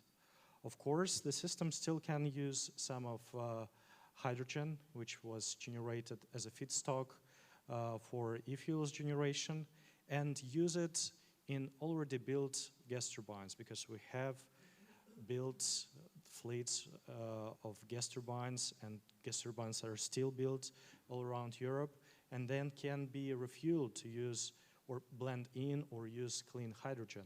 And in the extreme cases, this hydrogen can be used to provide power back to the grid. But when we started with power system, and then it was a huge issue. The system had to have huge seasonal storage of methane or hydrogen. But when we were adding these sectors, electrifying sectors, enabling its flexibility, we saw that this flow of power to X, X to power, was going smaller and smaller, and these days, in most of the cases, it's almost negligible. Yeah, that's my point. Thanks. Benedetto, you spoke about security of supply, and I was doing some, looking some indicators this morning, and I actually found that the European Union is actually being supplied almost 15% by Russia for uranium, and 25% enrichment as well. Your thoughts? It's certainly a geopolitical issue because, as I tried to stress before, it's first security, then is energy security. So we cannot say we are not going to buy the power plant as a Russian technology, and then we buy the raw material to supply our plant. So this is something that, since Italy, in this case, is a country that should start from scratch, can decide to do it. I'm technological neutral, so I'm not saying nuclear is not good. But nuclear can be a chance, maybe, other studies maybe demonstrate not exactly the best solution. For those who already have it, they already have a consolidated supply, maybe they already diversify the supply. So I showed in the slide, for instance, Canada as a possible friendly supplier, but that means decisions that are maybe outside control of just energy system, because we don't know in this geopolitical situation how will be considered the most suitable nuclear deterrence power that should be used by the different countries, and what should be declared as nuclear deterrence, what not, what is think in terms of geopolitics. So still, since we should start from scratch, okay, there are already too many barriers and there is no cost profitability to start from scratch. That's the point. Thank you. Jacob, I was also going through your papers this morning, and very interesting plots you also showed. And I understand that basically many of the scenarios that you and also Dimitri have run basically don't foresee any new nuclear coming into play. But when looking ahead, new investments that basically should come to guarantee sustainable, futures or renewable systems. But what about giving some credit to existing capacity what is the role that you see in the current, for instance, installed capacity in Europe, and how the existing capacity actually helps to integrate new investments of wind and solar by 2030, 2035, 2040, and so on? Or do you think this is not actually needed? I think it's two things. One thing is the existing capacity, where if you're able to achieve low lifetime extension cost, you can say from a climate perspective, there can be economic good reasons for keeping existing nuclear running as long as it's feasible for you as a country or as Europe or wherever. I think the hard part can be how long term can you keep that lifetime extension going. One thing is doing it one time or two times. You also have a steam turbine you need to replace at some point. So you have to make strategic decisions, and maybe not. That can be a good thing or a bad thing for renewable transition as well, because if you keep lifetime extending these things, you're also postponing maybe other decisions that you would have to make anyway in the future. So of course there's some political decisions you have to have on that, but short term you can say sure with the economic cost of just a lifetime extension, and you disregard you utilize all the investments you already made into the nuclear. There could be a potential, but I don't see it either as a strong positive thing for a renewable transition. I can maybe more see it can also be a problem if you look into it from we have to make this decision now, we're postponing it 20 more years, and at some point you probably need to replace it, and by that our studies show there's new nuclear is from an energy point of view quite infeasible. And if you're now building a lot of renewables, what we will see is the renewables will come in, they will introduce a lower electricity price into the market, meaning your nuclear is now operating less and less because maybe it cannot compete on the electricity prices that the new renewables are able to achieve, which then will force lower and lower operation hours also. Yeah. Thank you so much. Thank you. Back to Professor Padilla, a good question on, since you are mostly an expert on nuclear energy, what are your views about disposal and waste management? You showed that this new technology can actually run or last or has a lifetime of 60 years, but what about after that? Do you have any views or thoughts on environmental impacts, societal readiness, and what to do with environmental impacts and waste after the lifetime of the nuclear power plants? This is a large problem, and what can I do? Robert Young was author of the book, Atomic Country. I don't remember English version of the title, but I remember many years ago this book in which it was described a critical situation with nuclear fuel in France, that it's ecological catastrophe. And I think it's dangerous. We should remember that these components of nuclear fuel should wait thousands of the years to be no more active. And we have no technologies to close it for thousands of the years safe. It's a future for our children and children of our children and so on. And I think it's one of very important factors if we speak about this problem. If possible, I would like to add about economic side something. I'm representing not only Warsaw University of Technology, I'm representing Polish Economic Chamber of Renewable and Distributed Energy. I'm president of the board. And our specialists in this chamber are analyzing a future of Polish power system, with where in the analysis they are showing that the future without nuclear power in Poland is possible. It will be cheaper. It's enough to have such technology which were here by Professor Bogdanov and me introduced and which could be used for a stable delivery of energy in the future. I hope it's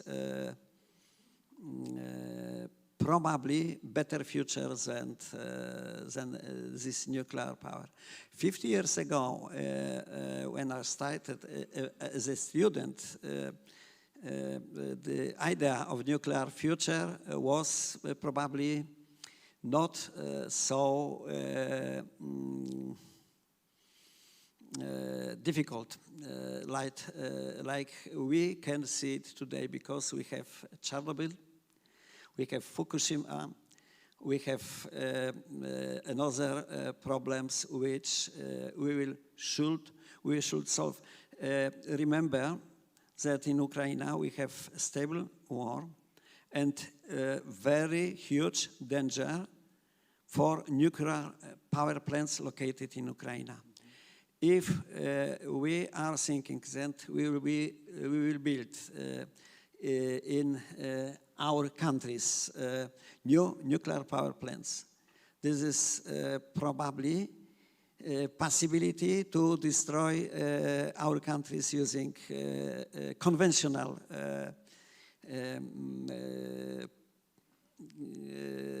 bombs. And I think it's another factor which should we remember. Thank you. Thank you.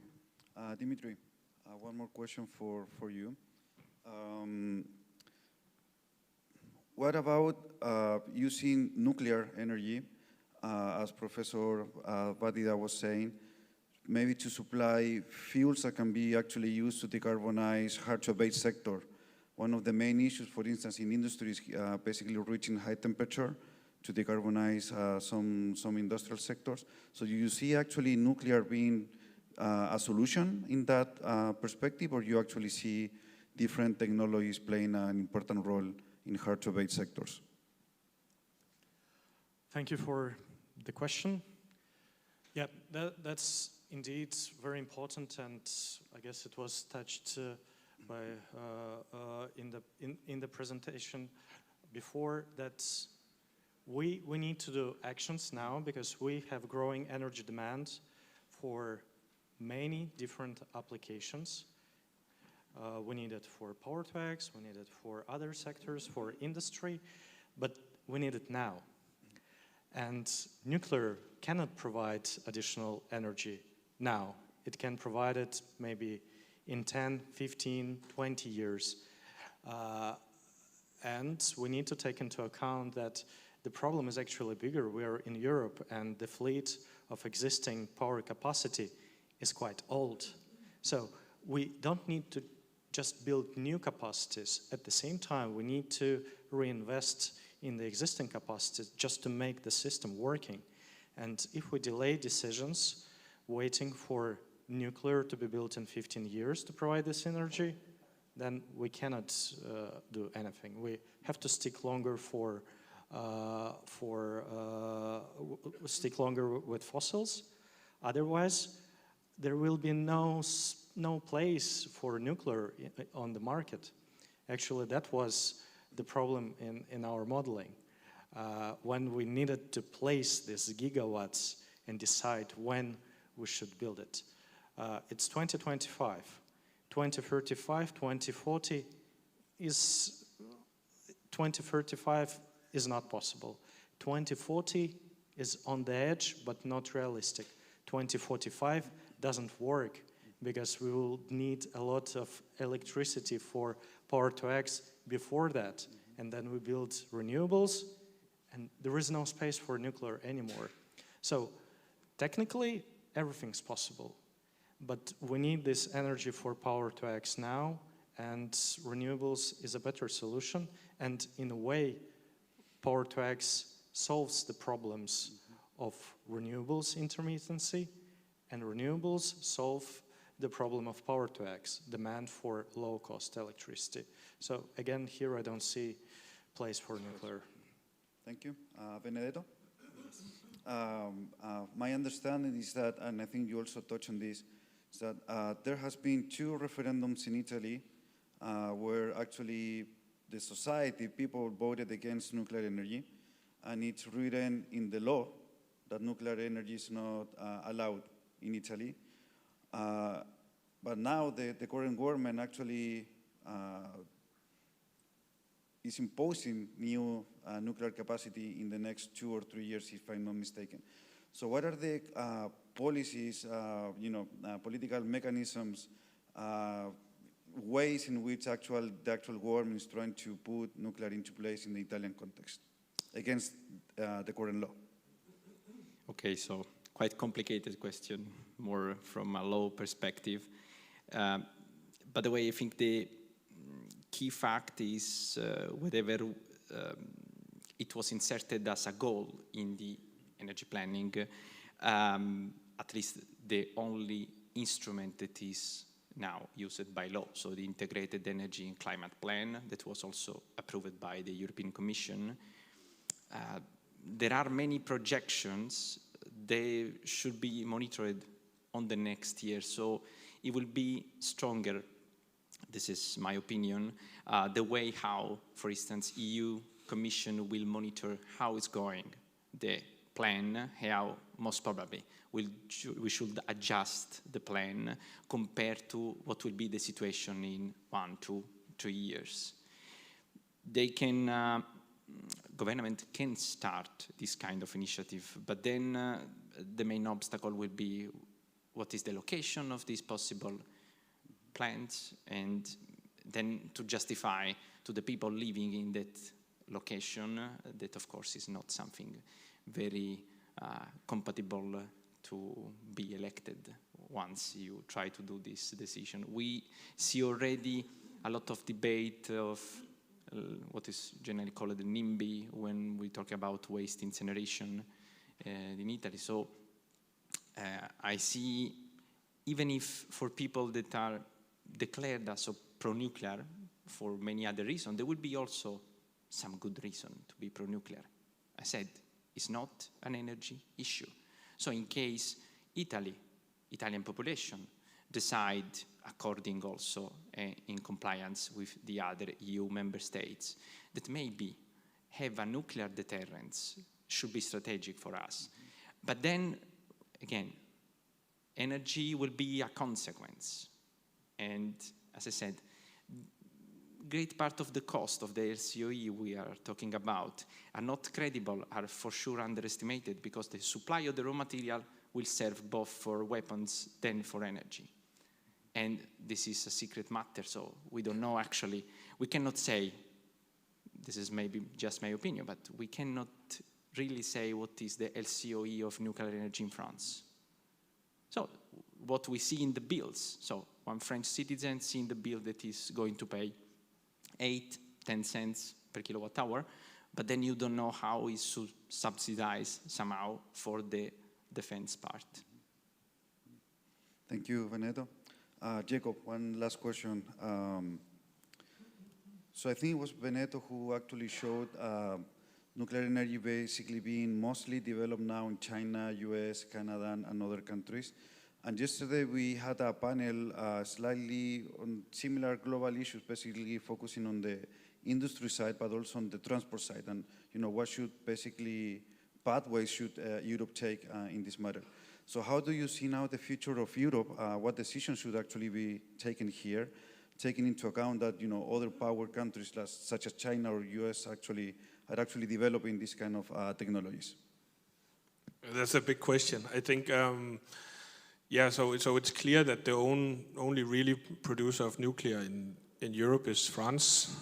Else, major technologies that you can buy today, or major products you could buy today, would come from other countries, and it also reflects in Poland and where they're going with American technology right now for the first plants, and in Czech Republic or Czechia where they're going with the South Korean technology, and it's the same if you look at potential other projects. They will not be from from European investments, and the issue is also that the 3 plants that we are just finished in Finland or is about to finish or operate in France and Hinkley Point in the UK all had extreme high cost overruns, you could say. So there's also some criticism, skepticism. So of course it leaves the nuclear industry in Europe in an interesting spot, because what is left is then the whole debate that was touched on quite shortly on what about SMRs, but there's nothing in Europe available right now. So even though it may be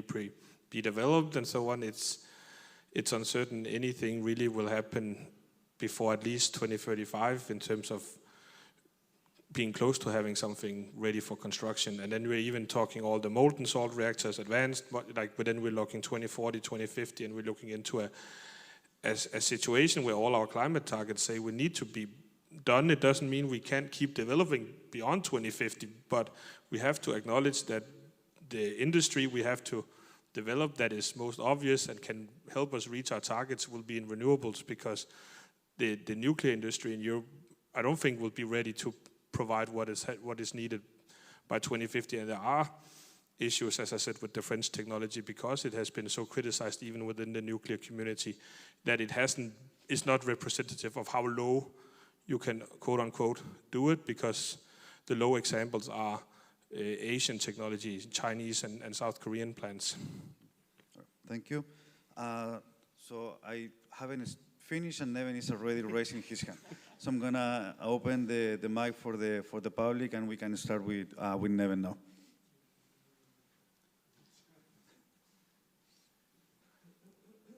Marian, please, the mic.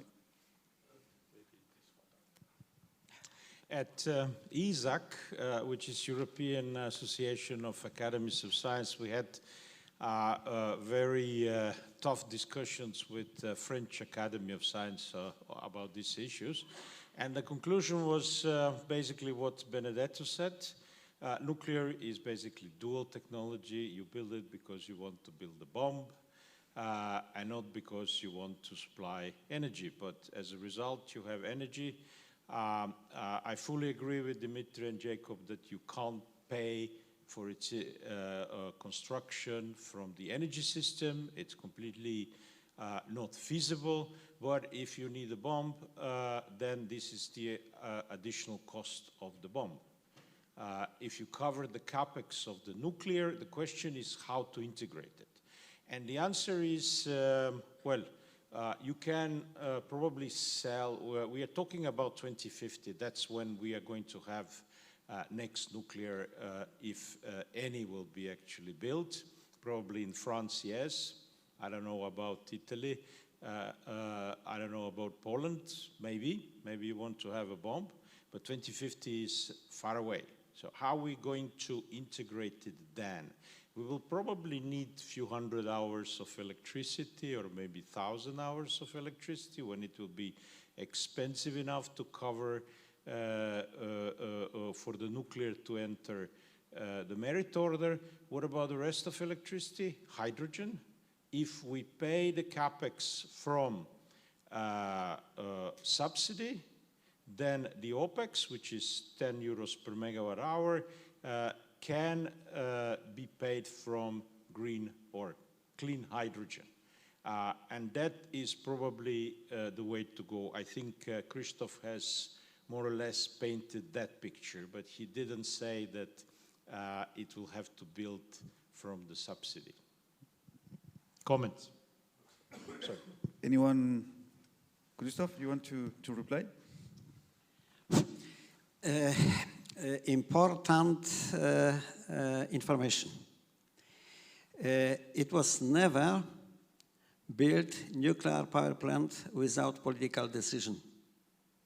And erection of future nuclear power in Poland now is political decision. Closing of Żarnowiec power plant, it was political decision too, because we was during political transfer, we were during closing our past in a communist system, and decision of Prime President, Minister President Mazowiecki. It was background, I think, more this Russian technology is dangerous and so on. It was probably not true. Losses, economical losses were very, very high. And we are preparing next lot of losses if we will start we started with this erection. It's started erection and now costs are every day higher. I would like to add some comments about the idea that nuclear is always about weaponry as well. We have a list of countries, like in Finland, Finland has nuclear for dozens of years, builds new nuclear, still no nukes available and no plans to build this. Belgium, Czech Republic, Romania, okay, there most of the nuclear been built a long time ago. So my point is that maybe it's not always about weaponry, but it may be about inertia thinking of decision makers. Because 40, 30, 50 years ago, nuclear energy was cool. And people who are in power now were raised with these books. And many of people who vote for these people, majority of population in most of European countries, were born and raised in the time when nuclear was cool. And this imprinting from childhood emotion about this nuclear technology as a bright future stays deep in the mind of many people, and it can drive this suboptimal solution to go for nuclear. Not always weaponry, but at least real data contradicts this. Yep. Thanks, Dimitri. Yeah, Veneto, you want to mention something? Yeah, just a small comment. What Neven said, so are the OPEX going to repay somehow this decision? Then I think there is another crucial point. Okay, maybe you would like to see nuclear hydrogen as possibility.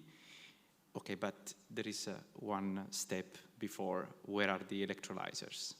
So, and this is another big investment. So in this current situation where we see the projection and the realization of the drop in prices of many renewables, it's like we already have the cheap power. Okay, let's go for the infrastructure in the case, if we really need to do this kind of investment. So maybe there is not so much compatibility if we want to do nuclear plus hydrogen as a possible justification of both of them. So there already one of the choice will be a huge investment with different kind of pros and cons. Yeah, this is maybe a little bit of a different comment, but I think also, at least how I see it, at least as coming from Denmark and a country where we have no nuclear, but there is a rising debate about it, is that it's not based on proliferation or getting access to weaponry, but it's more raised as a silver bullet to solve all the issues. Like it's going to provide low costs, it's going to provide infinite amount of energy, and it's going to be ready tomorrow. And I think that's also the debate that we have to acknowledge, is that that's not going to be the case. So there is a political sphere and a public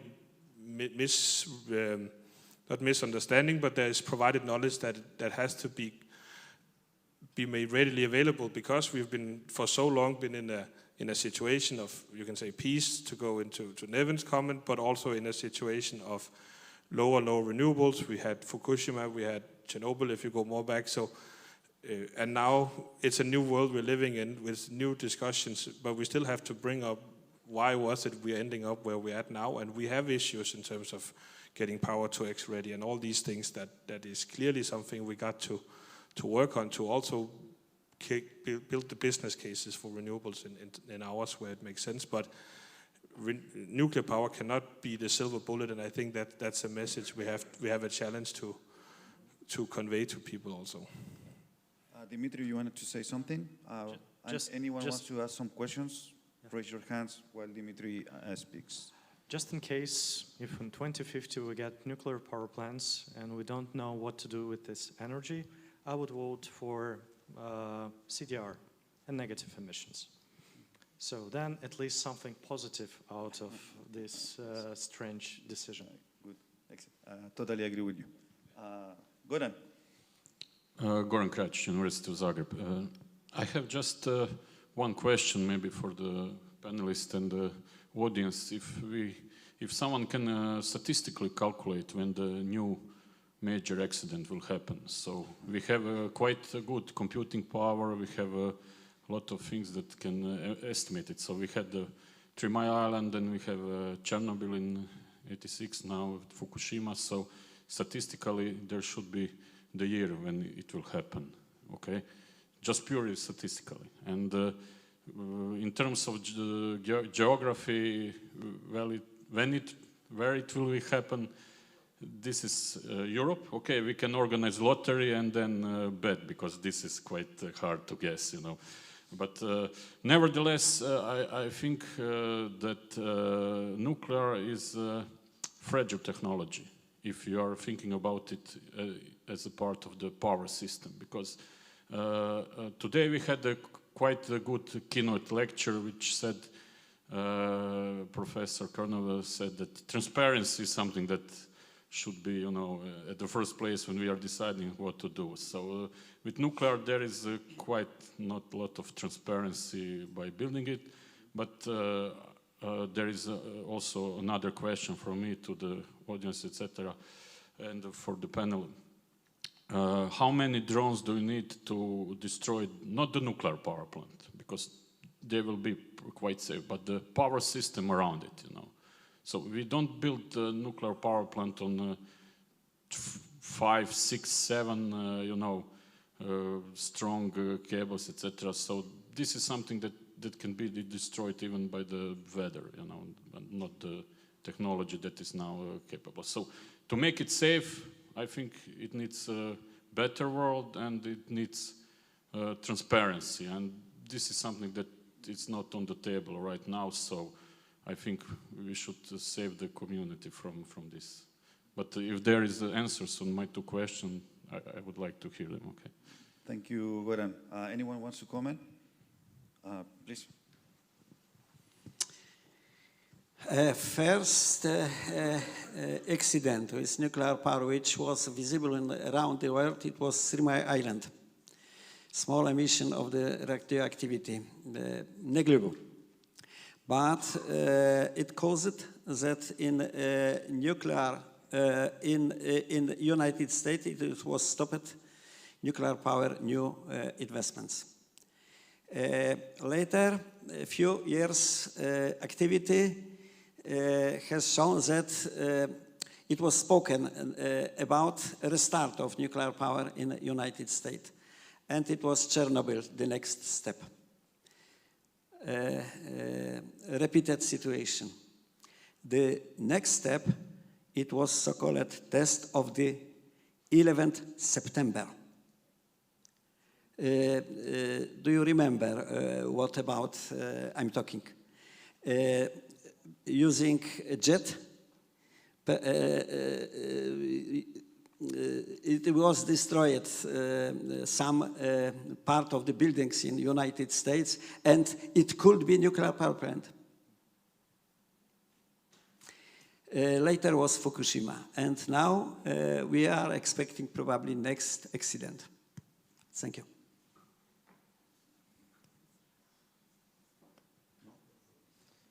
Any other question from Jess? Over there, and then we go to the back. Yes. Yeah, Gabriel Lopez, also from LUT University in Finland. So recently in Finland, there was an unexpected shutdown of one of the nuclear plants, and as a consequence, Finland had to rely relatively significantly on electricity imports from the Nordic power pool, and the consequence of that is that electricity prices skyrocketed for around a month, between 1 and 2 months. My question for the panelists is, in an energy system that has both high shares of variable renewable electricity and significant nuclear capacities, how does that affect energy system planners' views on energy system resiliency to unexpected shocks? So maybe Benedetto or Jacob, because Dimitri, you are from the same place, so maybe to hear a different view. I would say that you're posing a question generally of the resiliency of the system when it's going to foresee somehow kind of shocks like it was the gas supply from Russia during the invasion of Ukraine, or there will be LNG price if there would be something else in Middle East. Remember what happens in Qatar in the last sentence. So it's something that maybe from an energy modeling perspective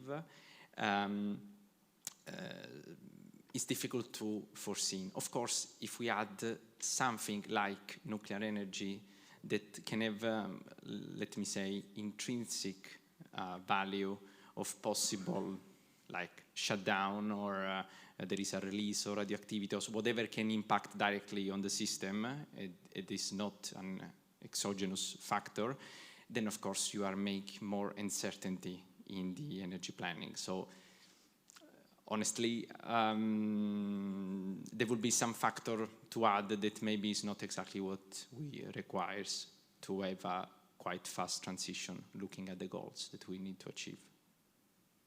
Jacob?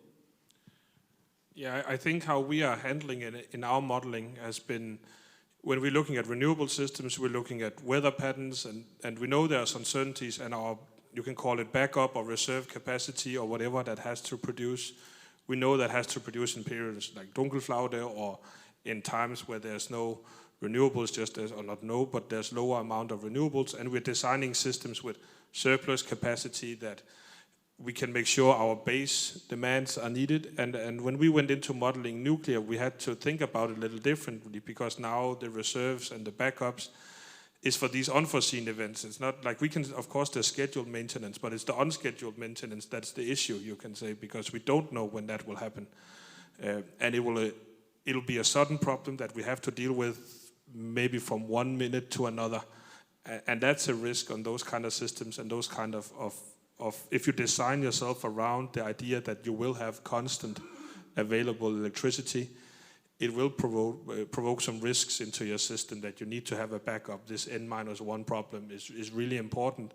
Where we have a more decentralized renewable system, you can avoid some of those things, but of course then you have to consider that the wind is not blowing equally well all the time, so of course you're building those things in, but you can say, and then we can harness the low electricity prices in those systems to use it for power to X and so on. Whereas in the nuclear you will have maybe more stable, higher prices, and then it will be really problematic in the hours where you suddenly have a failure in some kind of component. Thank you. I think there is a, in the back over there, Marian, next to the camera. Who?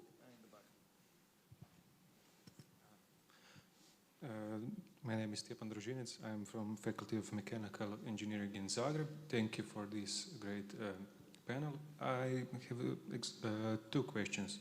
I would like to know your opinions on thorium reactors, and if there was ever a lifetime emission analysis of nuclear power plants and renewable energy power plants, and how do they stack up? That would be all. Thank you. Anyone wants to address the question? Jacob? Yeah, I think for thorium, it goes into some of, like it's a fuel you can say that instead of uranium to use. It's been researched for many years. I think so far it's still falling under these advanced nuclear reactors that most of the SMR reactors we're seeing that is being proposed is going for, what's it called? Regular uranium-based technology. That's what is coming up the first, and then we're looking into thorium or utilizing waste and other kinds, molten salt solutions coming into maybe the future, but it's still highly uncertain, I think, when it's going to be available for the system. And then your other question was in regards to, what was it? It's fine. Yeah, I can hear. It was about emissions. Yeah, emissions. Yeah, with the life cycle cost, and I think, like, I'm not a life cycle scientist, so it's not me who've done the analysis. But what you can see, it's really depending on your assumptions, of course. But I think the general conclusion I would say is that whether it's renewables or whether it's nuclear, it's low carbon technologies. I think that's the safe conclusion I would like to make based on the analysis I've read. But then you can always like, what are the land use costs? Like, there's many assumptions you can start mingling around with to favor results in one way or the other. But I think there's no question that there's no carbon emissions from the direct, and it's also a much more efficient technology in terms of life cycle than biomass, unsustainable biomass, or even coal or whatever it can be. If I'm not mistaken, it's similar to wind. You see life cycle emissions, more or less. And I would like to add a comment about thorium technology. I'm not a professional in this field, but what I read in the past is that thorium would demand longer fuel waste cycle, because you need to take this fuel, reprocess, and then you can feed it again.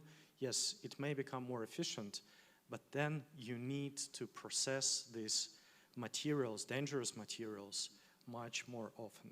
And today we talked about these catastrophes on nuclear power plants. But nuclear energy is more than nuclear power plants. It's the whole long cycle, from mining radioactive materials to this permanent storage. And there were catastrophes on different stages of this. And they're not in the headlines, but many rivers, lakes in different areas in Siberia are contaminated because of small issues, as it was claimed back then during this nuclear cycle. This thorium cycle makes it even longer and potentially more dangerous in the long term. So we have time for one more question over there. Can I add something? Yes, and then last question. Only as a information, if we analyze emission of radioactive coal C14 from fossil power plant using hard coal or coal, lignite, and nuclear power plant, emission will be lower for nuclear plant of the radioactivity. It's of course one of the components, because in the situation which you described, there are from time to time an abnormal situation where emission could be mostly higher. Thank you. One last question. My name is Eberhard Waffenschmidt from University of Applied Science in Cologne in Germany. We have seen pictures for how much the construction of a nuclear power plant costs. Do these costs also include the cost for the decommissioning of the nuclear power plants? Because I think in Greifswald, an old power plant is being decommissioned, and I think they already reached the cost of about 10 billion euros for the decommissioning. Maybe Christoph or Benedetto?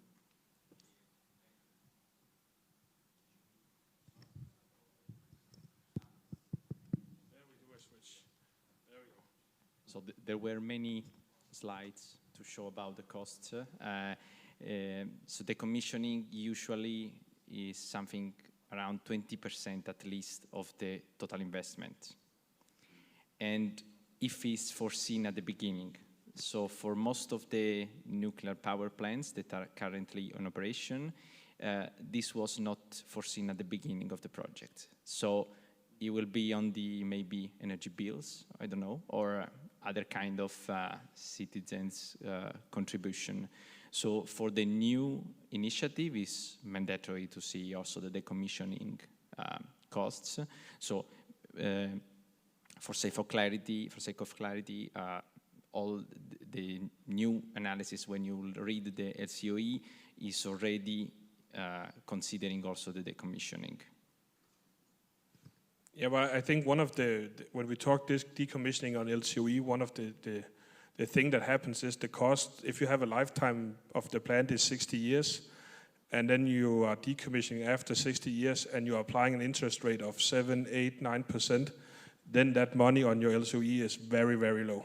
It will be a lot of money 60 years from now, but in that LCOE, decommissioning takes up almost nothing because of the interest rate and the lifetime of the plants now being projected to be 60 years. So we have to be aware when we look at the LCOE is that it's a big issue, but but the way we do economics, it just means we don't see that big issue now today because it's a problem for future generations, basically. All right, so for closing, I'm going to replicate what Neven did yesterday, which I really like. I'll give you 30 seconds for your elevator speech. Just closing remarks, 30 seconds or no more than a minute. Your final thoughts, final idea, final message you want to provide before we close the panel. Firstly, thank you very much for the invitation. I hope it was something interesting to hear. And about future of nuclear power, it's for me a difficult question because I don't know what will be. And I know only that it's very expensive technology. And as I saw, the political decision is very, very important here. I remember that in Sweden, in Italy, it was this kind of political decision in a referendum where the political decision is solved by full nation. And I think it's very important to have possibility to repeat it in other countries. Thank you. Dimitri? Thank you. I'll be very short. From my common sense point of view, we have no time and no money to waste on new nuclear.